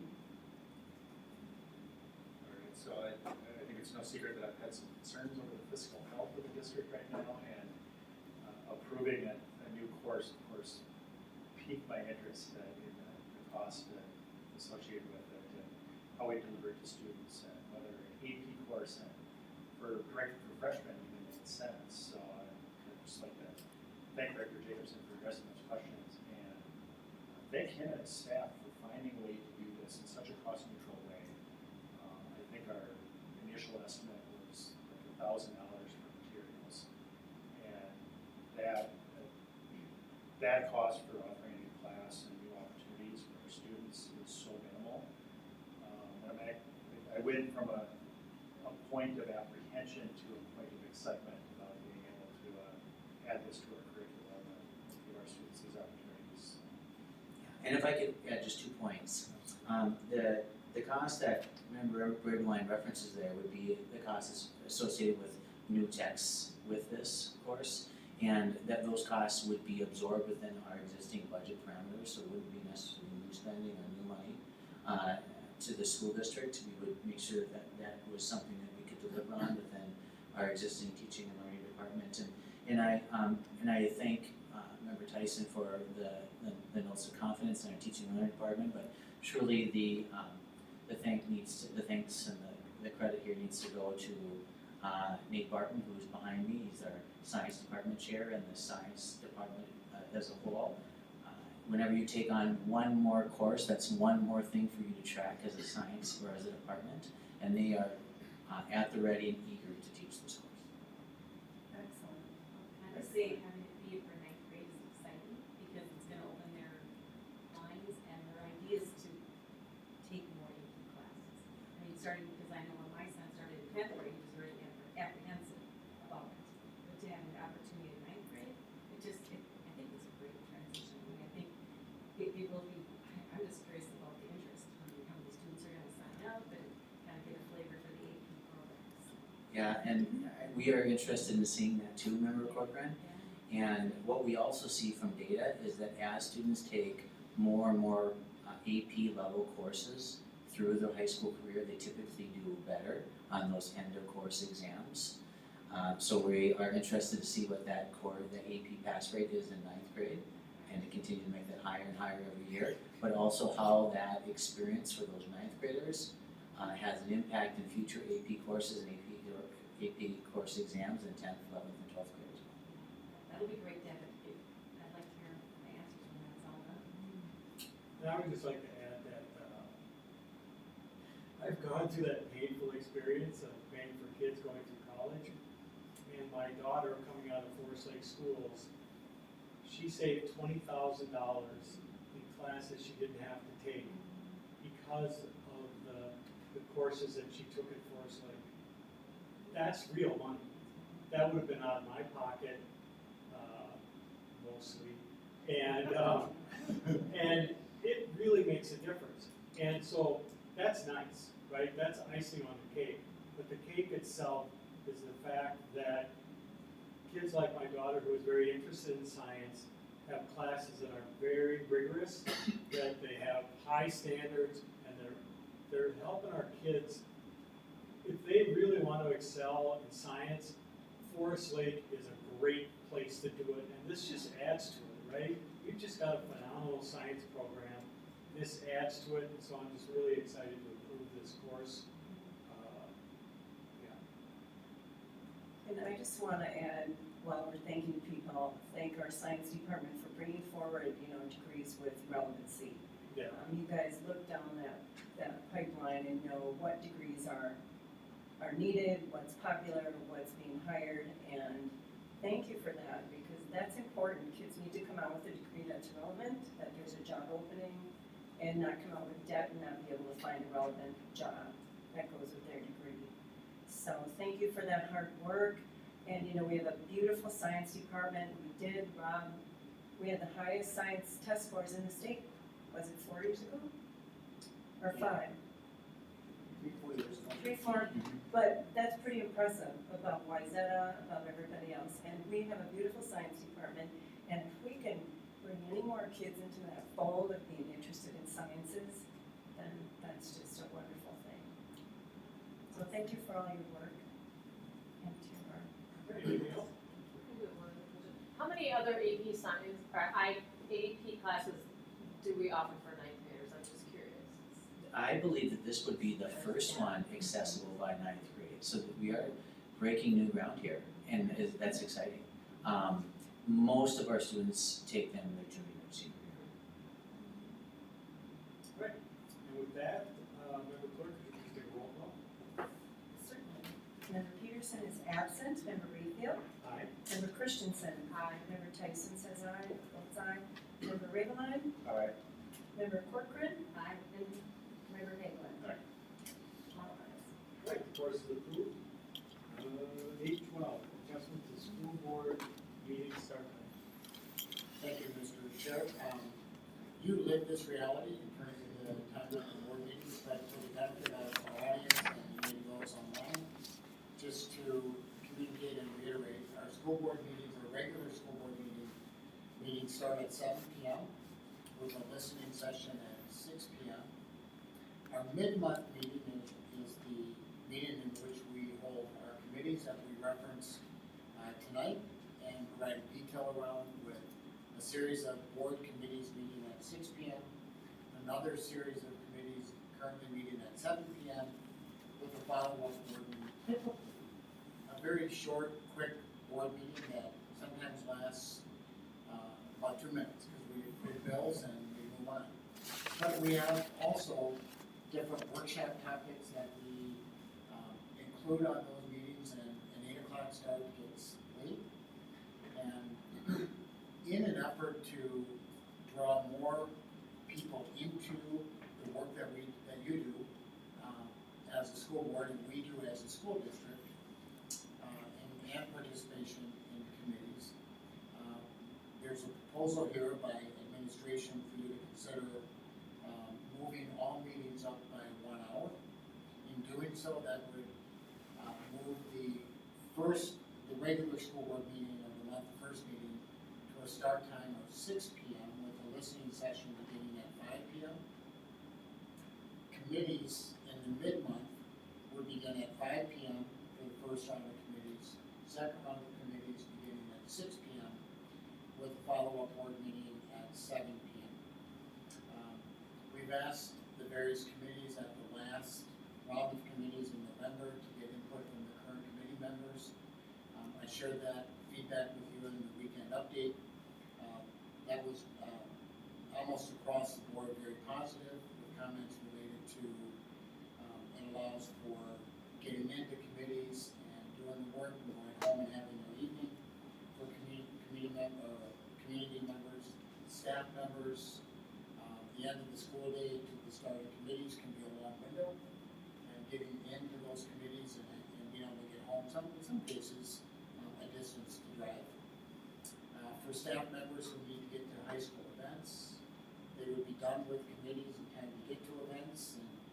maybe even board members could get to wrestling matches and other events after the work of the school board as well. So administration is recommending the adjustment that I laid out here for your consideration and of course any modification thereof if that is your pleasure. All right, the motion to, move as recommended. Second. Discussion? And if I could, I'm sorry, if I could just add for Yeah, point of please. clarification. Okay, go on. No, you did not, I just, neglected to mention that along with this recommendation would be a recommendation to start with the organizational meeting in January. I was actually just gonna mention that. Okay. So, okay, so scroll a little bit, sorry about that. So yes, so this would start on, at the January 4th, 2024 meeting. I know I spoke to this like a month or two ago about my concern about having the committee start at 5. I still have that concern, but I've never been one that feels that we need to keep doing things a certain way just because it's how we've always done it. And this is actually a really simple change for us. So if we find that 5 o'clock is too early, we can shift back really quick and we can pivot it, and I have no problem with giving this a try. The one thing that I would like to point out though is that typically if we look at how we've always done it, we have always, like tonight, we had the truth and taxation meeting at 6 p.m. in lieu of our normal listening session. I'm sure administration is well aware of this, but we would just have to be cognizant of the fact that I believe that that meeting must start at 6 p.m. or later. So you may know more about that than I do off the top of my head, is that right? 6 p.m. or later can also be part of the meeting itself, so we could make it part of the board meeting that started at 6 as part of that. So I was just gonna point out, that's something that we just have to be cognizant of going into probably next December, when that presentation occurs, is that could start at 6 p.m., which, I'm arguing against myself here, could be advantageous because we would not have that 30-minute gap, we could move directly from truth and taxation directly into our board business, so that could be beneficial. So with all of that in big circle, I'm gonna recommend approval on this, I'm gonna look for it, I think it's a good idea, I think it's something we should try. But at the same time, I think it's something that we should, as a board, monitor and not be afraid to do it back. Go ahead. I'd just like to say, talking about the listening session, which would now start at 5 o'clock. And I'm not opposed to that, I think this is a fine thing, but, talking about the listening session, just for, people who don't know, so 2 board members and Dr. Massey are always assigned to every listening session. And so only just those 2 board members have to go. But since I'm a newer member, I've gone to all the listening sessions just because I want to hear what's going on, and like I said, I'm a new member. And I do have a little bit of a concern, or not a concern, maybe a question about the listening session. So sometimes 5 people come to the listening session, sometimes 1 person, sometimes 2 people. And so if there's quite a few people at the listening session, we have to say, to make it fair for everyone, you get, 5 minutes or 3 minutes or whatever time we set. But however, if you have concerns and you happen to be the community member, the only one who shows up to the listening session, you could potentially have the floor for, 45 minutes, which is great for you. But then perhaps for the people who say, well, geez, I went to the listening session and I only got 5 minutes because there were so many people, and someone would say, well, geez, I got the superintendent and 2 board members' attention for 45 minutes. So I'm not sure what the answer is to that. Well, I would just say that it feels like listening session is off topic of the motion, but I think what we can do is we can direct the superintendent to put something on the agenda where we can address your concerns, because I think we all feel this. Oh, I'm sorry, I thought. No, that's all right. I think, yeah.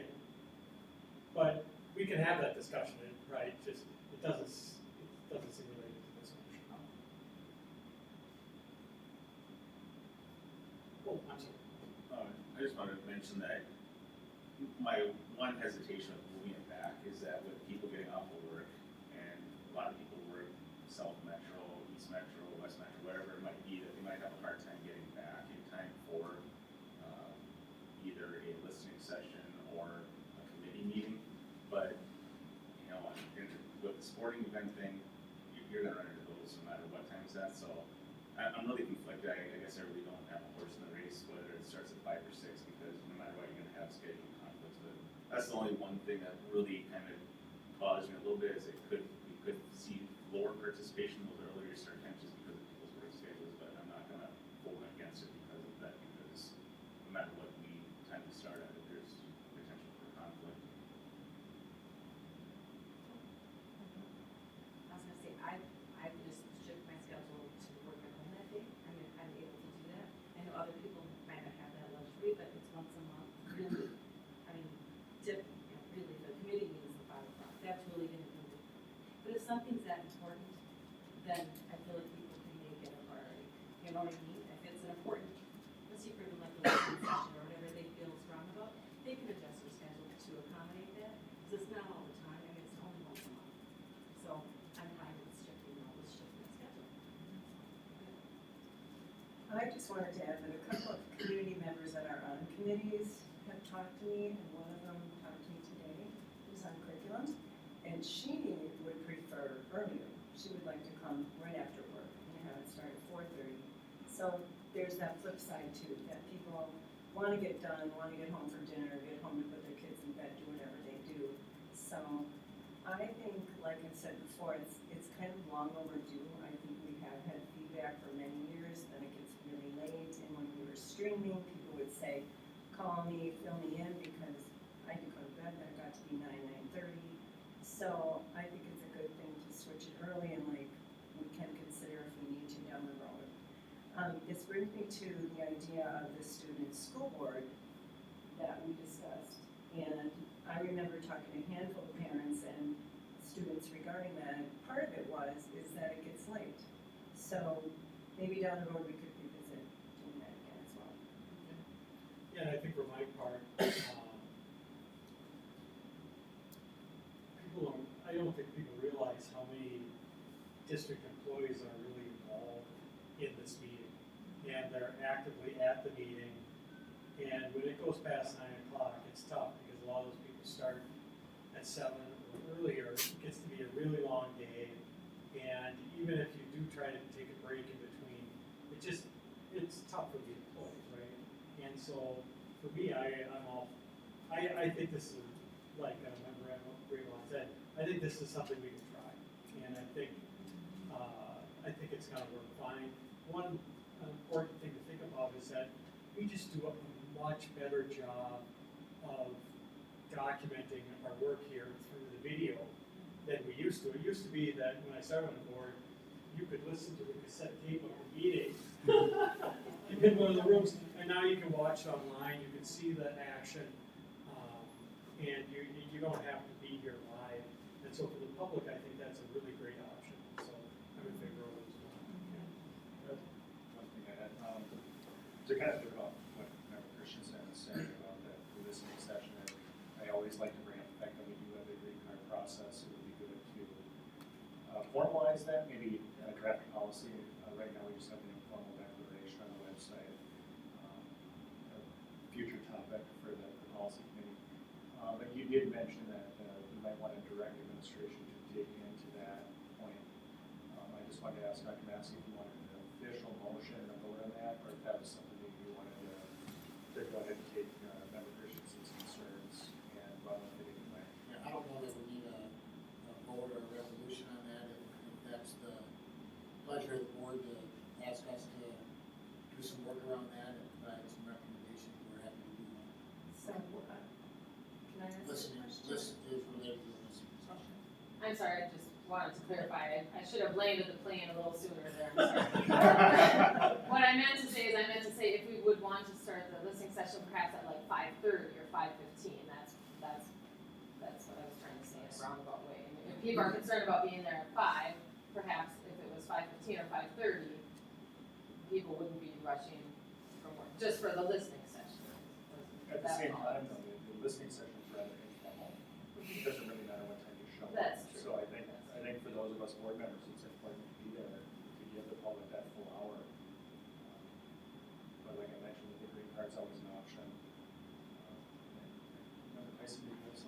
So I wasn't sure, what were you asking to have a resolution on? Oh, I was curious if, Dr. Massey and administration needed a resolution to explore the options of, the listening session as Member Christensen was talking about or not, or if, that was just something that they would do.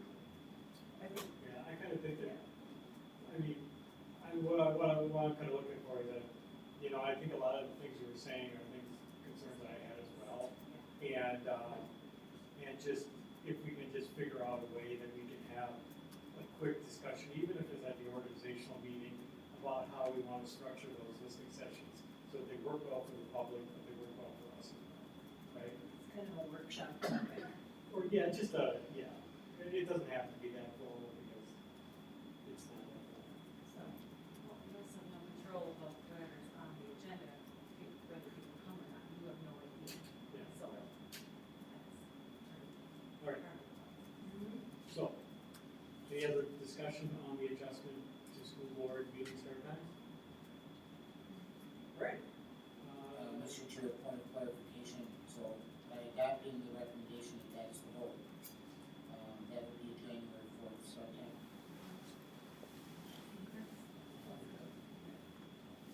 All right. No further discussion, all in favor say aye. Aye. All opposed? Thank you. And 8:13, approve the 2024 legislative budget. Thank you, Mr. Chair. The legislature will come together in February. This is the mid-year of the biennium. As you know, the biennium was, and the biennial budget was set in the first year of the biennium. This is really not a funding year. The state budget, the two-year budget has been established. There is a surplus of over $2 billion above and beyond the dollars that we identified last year when we set the initial budget. So it's conceivable that the legislature will put together a supplemental budget bill, and the legislative agenda that we have in front of you that I would recommend for your approval would be, in the event that the legislature establishes a supplemental budget bill, that they would consider the items that I listed here. All agencies, MSBA, School Board Association, Administrative Associations is there, will have their legislative platforms as well. So for secondary schools, I recommend that we lobby around three topics. One would be our transportation sparsity bill. That has been a lobbying effort for over a decade. And we got movement last year from funding the deficit from 18.2% to funding the deficit at 35%. It seems such a small increase when the legislature had so many dollars to work with. But nonetheless, a 17% increase is better than nothing, but they have a long ways to go, to be direct and to be frank. And we are living with a funding deficit around transportation because of an unjust, unfair funding formula. And the legislature, I think, is remiss, if not negligent, in fixing that, so I think we should continue to lobby that they move that effort forward to fund that deficit that four secondary schools and some 60 to 70 other districts across the state incur every year. In addition to that, I would recommend that the legislature have additional consideration for funding that was included in the READ Act that we had a presentation on here a month ago from Director Jacobson. In particular, the READ Act identified $35 million to fund curriculum purchases purchased before the legislation was enacted. Our cost was close to $800,000 for benchmark advance. We, as you're aware, we were ahead of that curve in our assessment and study through our curriculum and instructional review process to identify the work we should be doing with literacy instruction. To just make this point real quick, we were using curriculum that was 12 years old, and that was adopted for a set of standards that was adopted 2 true standard versions of standards before the current set of standards. So we were ahead of the curve, thank goodness. We are fully implemented, we're seeing progress, we're excited about the results that we're anticipating and expect. But that was a big purchase, and $35 million in the READ Act will fall short of covering that real cost for Forest Lake and other districts in the state. So I think we should be lobbying for additional funds to cover the cost. And then lastly, would be the legislature indexed per pupil funding to inflation, but that begins in 2026.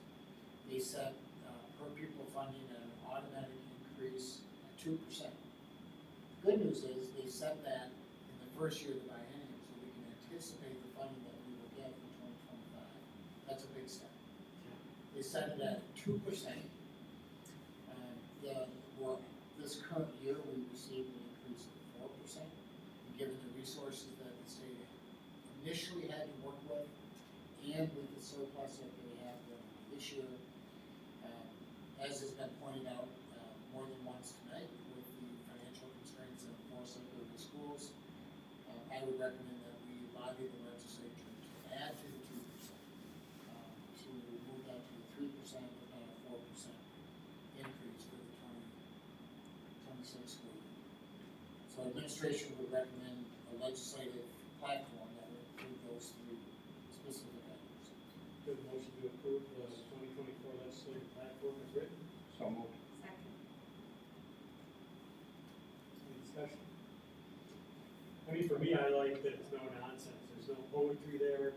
It's just, here are our needs, and that's what we're gonna fight for. And I like that. Go ahead. Oh, yeah. So everyone knows that I'm very passionate about transportation, and I can get really fired up about it. And in Forest Lake area schools, we're a bit of an anomaly that we have 286 miles that we drive every day. And if anybody heard Representative Anderson's speech on the floor, that was like incredible to hear somebody saying that at that level to everyone there, that no one should go broke busing their kids to school. So would it be beneficial for us under transportation to put dollar amount or to put a percentage amount? Because we keep getting drops in the bucket, but we're still not there after how many years? So I'm just wondering if it would be good to consider putting like what the disparity still is for us. In the actual legislative agenda that's included in your packet, the supplemental detail and the related rationale through the bullets that are listed there, the actual legislative effort would be to move the formula from 35% to 70%. Okay, so when people see our platform, are they gonna understand that? Yeah, this will be in hand, and we'll be lobbying according to this actual plan. Yeah, we need to lobby our constituents as well, parents, Yep. community members. So just so we all know what still is missing, and it's a lot. Okay. I'm good then. I like all 3 points here. As Member Tyson mentioned, transportation is a critical issue for us, especially the way that we do our busing now, and we're going to continue in the future to do our busing. There is no option but to drive to every corner of the district, so I think that's critical. The READ Act, that was obvious, we discussed that a number of times, and the general education funding anyways. Typically, I'm a big fan of stopping at 2 or 3 goals, because if you get saturated any more than that, you start to water down your point. But there is an important topic missing here, so I would like to make a motion to amend this by adding a 4th point, and that 4th point being the protection of personal safety of our female athletes in Minnesota State High School youth sports.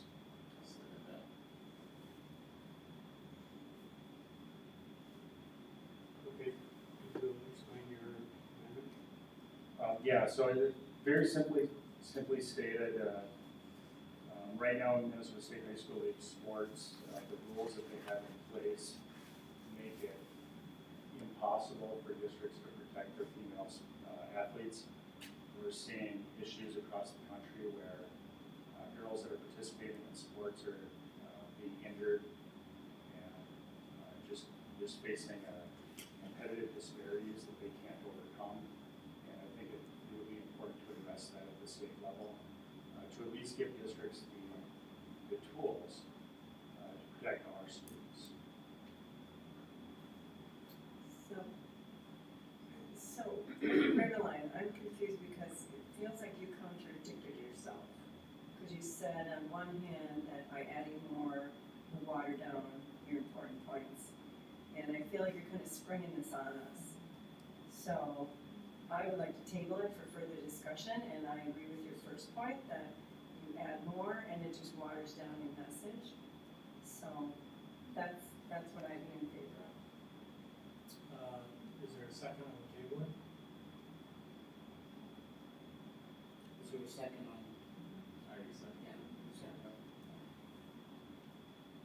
Mr. Are Chair, you seconding the? Am I? Okay, so far we've got a motion on the table, we've got an amendment, and now Member Tyson has asked to table the amendment. She needs a second. She doesn't get a second. I'll second. Okay, so let's, do we discuss table? There was no discussion. Yeah, there's no discussion, okay. So, I just make a point of clarity, are we tabling the amendment or are we tabling the approval of the legislative platform? Tabling the amendment And for how long? for a month, so the next meeting. So, with that, we all in favor of tabling the amendment, say aye. Aye. All opposed? No. No. Okay, so, and I didn't hear how you voted, to table. I voted to table, yeah. I Okay. need, yeah, sorry. Okay, so it's 3-3, and so the motion is not tabled. So we're back to discussing the amendment, and the reason I didn't table it is because I think we just outright need to kill it. I don't quite understand how we're not protecting our female athletes from what? What are we not protecting our female students from?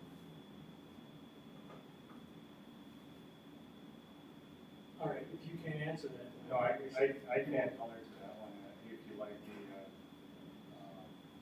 right now Minnesota State High School League rules mandate that we allow and we accept any student that identifies as a given gender to participate in sports. I think it's been seen nationally, the detrimental effects that has on female athletes. And those are the protections that I think are important. Okay, and where are the dangers? The dangers just in the physical, the physical disparity between biologically male and biologically female students presents a danger to the female students. I guess I would like to see some actual proof. I mean, I could say I've heard things or think, I mean, I would like to know on such and such a date, at such and such a location, this such and such a thing happened. I guess this seems very vague to me. And if it's a problem with the Minnesota High School League, it also seems like I'm not sure why we would put this in the Forest Lake legislative platform. It seems to me then, I mean, I don't know, perhaps you would talk to the Minnesota School Board Association, let's put this in everyone's platform. I mean, I don't know why Forest Lake would put that in there. And for me, this is more of a, it's more of a financial, this is the financial security of our district and looking at funding and ways to get additional money for a district. This seems like a very different kind of platform than what we're looking at in this agenda. We have, If I can add, Is this something that Director Hannon has some visibility into, being that he is our liaison to MSHSO? If this is on, And I am too, I suppose. or is this something that they're taking up as an action item? I don't know that I've got enough background information on the current effort of the league, because it is part of their bylaws, as was referenced. Those bylaws follow federal guidelines and federal Office of Civil Rights and Human Rights, as well as state, so I don't think it's the whim of the league as much as it is following state and federal guidelines. So I think it's important that be known to the board that this item is guided through federal regulations and state regulations as well. Well, I think Member Corcoran made an excellent point that this is for financial reasons. It's nothing to do with what you're putting up. And Jules will be talking about at the, school board convention too. I'm sure this will be a open topic at the, it's like one of the Minnesota High School Week, and that's discussion, and people talk about that, and that will be discussed then, I'm sure, will be brought up topic. Any further discussion? Yeah, and just for my part, I don't think our female students are in danger. If they were, we would intervene and we'd help them. But I don't see any, I don't see it. So with that, all in favor of this amendment, say aye.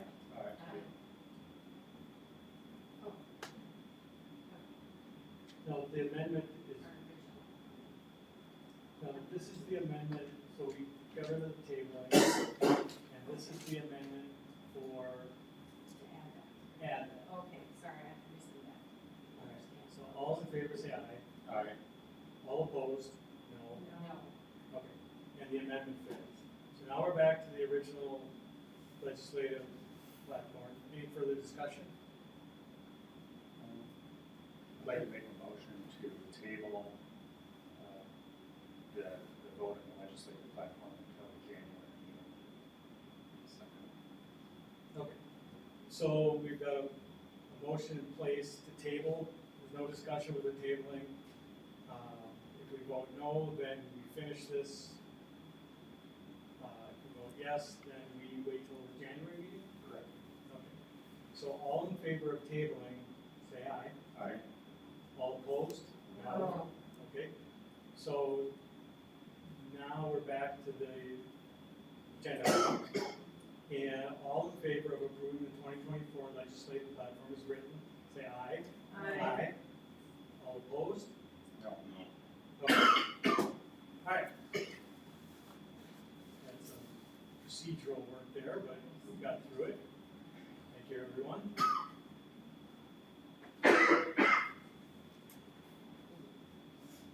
All right.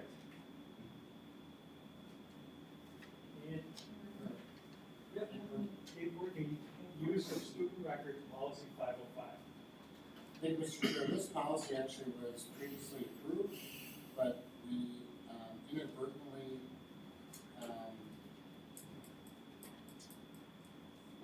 we intended to strike both the address as it relates to student name and address on page 1, as well as name and address of parents. We inadvertently missed striking address from this policy for student. Administration would recommend that addition to this policy, and we recommend your approval. Move to approve. Second? All right. Any discussion? If there's no discussion, all in favor say aye. Aye. All opposed? Great. Yeah. Okay. Second. Motion to adjourn for 5 minutes. Wait a second. Where were we at with 814? We approved That's been that. approved. Now Okay. for new business. All right, so before we go to new business, let's take a 5-minute break. Recess, right? 5 minute recess. We need a motion for that. We'll move to recess for 5 minutes. Second. Okay, all in favor of recess for 5 minutes? Aye. All No, go ahead. opposed? Sorry.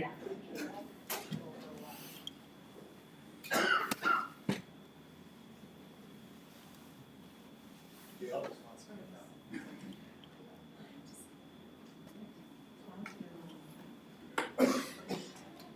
So Jill, answer a question that actually isn't. So I will, when I get back up, I'll correct my previous answer for what James was listening. So, we offer EP, human geo, home from the geo,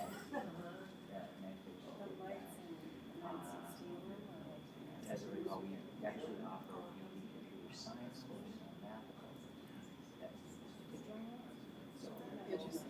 I'm just curious because our colleague's a tenth grader and he's taking whatever math is. AP pre-calc. Yes, it's a part of me is like, so him and I know they can, but I'm just saying, I hope they know. And I approve it, I just, bring all that up, but like, they need to know, like, this is important, and it's showing transfer, right?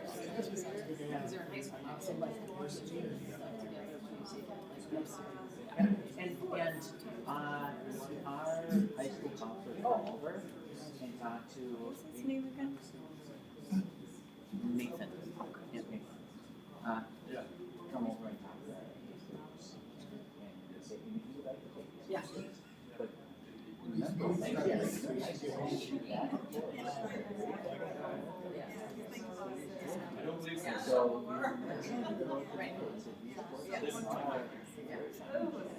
You see some kids, some students that do well. Yeah. Yeah. Yep. So. And that's fine, it's just, yeah. I teach marine biology, and I teach marine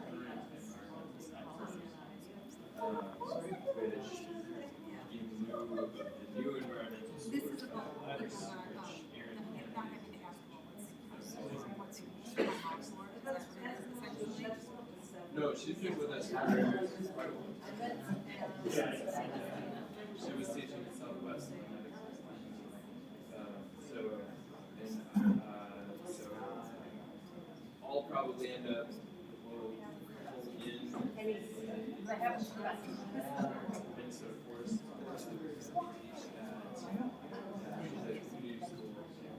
I'll be working with Mr. West.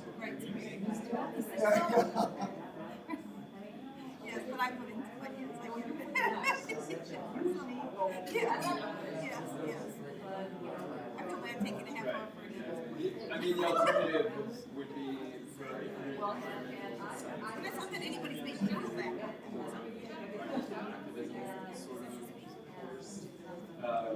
which Yeah. already, I don't know.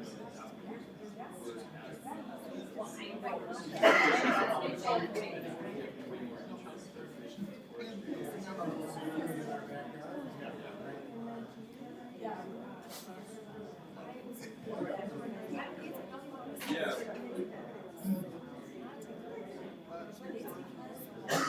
No, what happened? Sure. We don't currently, but it's been something that we've been discussing as two departments as much as we get chances to try to have more crossover. Thank you for the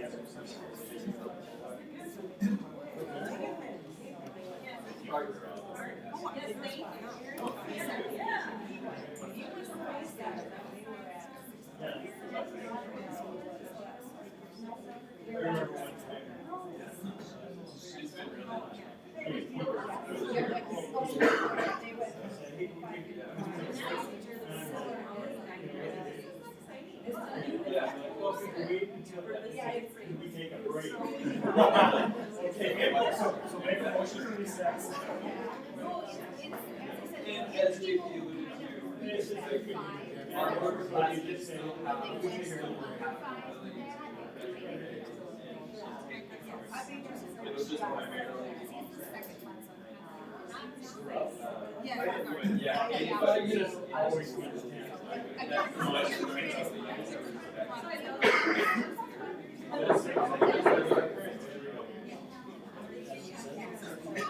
JP, thanks again.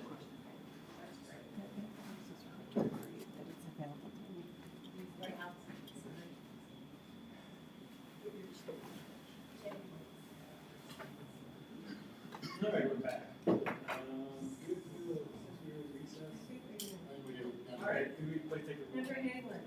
Here. Member Peterson is absent. Member Rayfield. Here. Member Christensen. Here. Member Tyson's here. Member Rebeline. Here. And Member Corcoran. Here. All here. Yeah, Joey reminded me, or let me know that we've gone over 5 minutes, and it's a strange phenomenon, when school board breaks and time slows down. 5 is always 10. All right, 9.1, first reading of out-of-state travel by school board members, policy 103B. So we've got a number of new policies coming to you tonight. Each of these policies have been reviewed by the policy committee. No action required tonight, so I would encourage you to spend some time looking through each of these policies between now and our January meeting. Out-of-state travel, the purpose of this policy is to control out-of-state travel by school board members as required by law. The policy committee is recommending no changes to this policy. Okay, first reading of proposed discontinuance of free and reduced lunches, policy 305. The free school meals program began July 1, 2023, this current school year. The free school meals program is a state-funded program that provides reimbursement for meals served to students who do not qualify for free or reduced price lunch. The educational benefits program. So all students now receive meals at no cost. This program makes the free and reduced price lunch policy absolute. So the policy committee is recommending the discontinuance of this policy. Okay. 9.3, first reading of the transportation employee drug and alcohol testing policy 313. All school district transportation employees whose position requires a commercial driver's license will be required to undergo drug and alcohol testing in accordance with federal law and the applicable provisions of this policy. The policy committee is recommending no changes to this policy. 9.4, first reading of the drug-free workplace, drug-free school policy 435. And the purpose of this policy is to maintain a safe and healthy work environment for employees and students by prohibiting the use of alcohol, toxic substances, medical cannabis, non-intoxicating cannabis, edible cannabinoid products, and controlled substances without a physician's prescription. The policy committee is recommending a number of changes to include cannabis and definitions related to the possession and use, as well as including definitions around selling of products, the use of products, identifying exceptions for folks that may have doctor's orders and prescriptions. So again, the administration recommends that we take a close look at these changes, and we'll be seeking your approval in January. 9.5, first reading of the student medication policy 528. The purpose of this policy is to set forth the provisions that must be followed when school district staff members administer non-emergency and emergency prescription medication to students at school. This policy does not address medications administered or directed to be administered by responding emergency personnel. For the purposes of this policy, prescription medication and prescribed drugs or medication refers to any medication, whether a prescription is required to purchase it or not. Medication that may be purchased without a prescription is still subject to the terms of this policy and district procedures and may not be carried by nor dispensed by students except as expressly addressed in this policy. So there are a couple of updates to the requirement section, and that is primarily the update of this policy. And again, we'll ask for your approval at the January meeting. 9.6, first reading of the student fees policy 607. The purpose of this policy is to fully implement the intent of the Minnesota Public School fee law. And the policy committee reviewed this policy and is recommending no changes. And 9.7, first reading of the recommendation to approve new high school course CIS Exploring the Teaching Profession 1. Thank you again for letting me join you to talk about this agenda item 9.7. Before I do, I just wanted to go back to a question that was asked of me earlier tonight and correct some misinformation that I shared. Sorry for the delay in digging back into the memory, being able to share that. Member Christensen asked a very good question around what other AP courses are available to 9th graders. And this is actually not the first course. AP Human Geography is a course that we offer in our social studies department, and AP Computer Science is a course that we offer in math. Currently, we offer an AP Physics course that will shift if you are tracking Earth Science is moving with the shift in state standards to Earth and Space is shifting to 9th grade, and Physics is going to be moving to 10th. So we will continue to offer the AP Physics course that students can take in 9th grade as an option, along with AP Chemistry and AP Biology. So I thought it was a very good question, and so I didn't want to give incomplete or misinformation to the board and anybody watching, so I apologize. Could I just, while you came back to that, just could clarify, because I just asked Nathan, that course is available to any grade level? Yes, Yes, yes. it's not just 9th grade. Yeah, it's a course that we believe will be most accessed by 9th graders, but anybody in grades 9 through 12, if they have an interest in taking an AP course and one in environmental science, could take that even after 9th grade if they took Earth and Space in 9th grade. Yeah. Thank you. Any questions?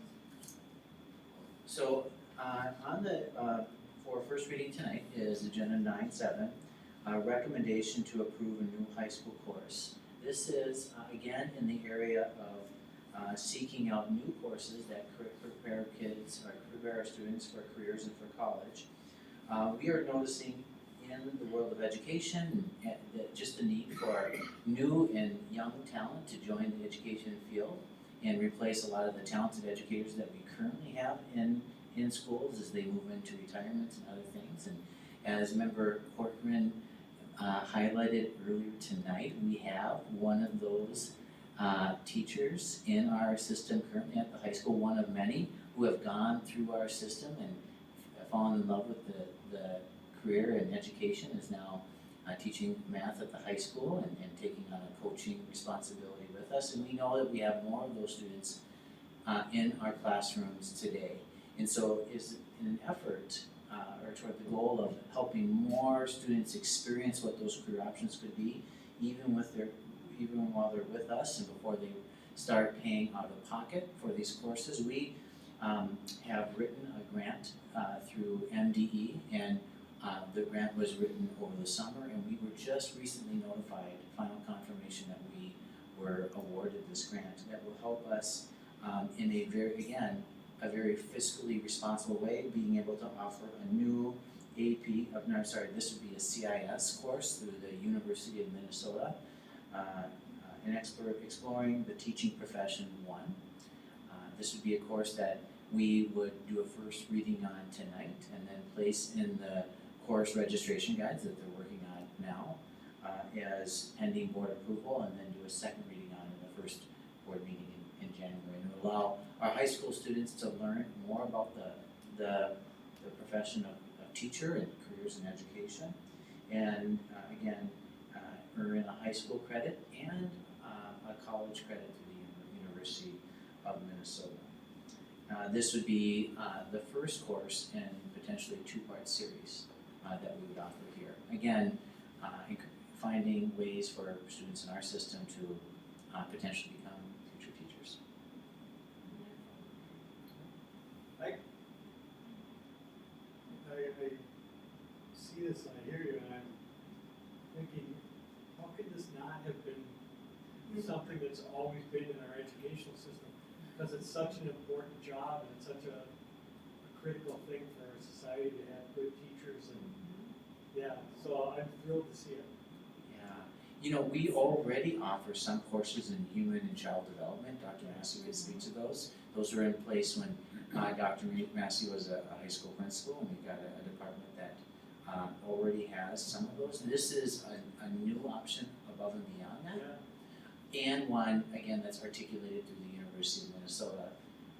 To your point you made earlier, allowing students to experience the coursework here and carry a credit with them that they can use to help pay for their college after graduation. It's, again, another way that we can help provide value back to our community.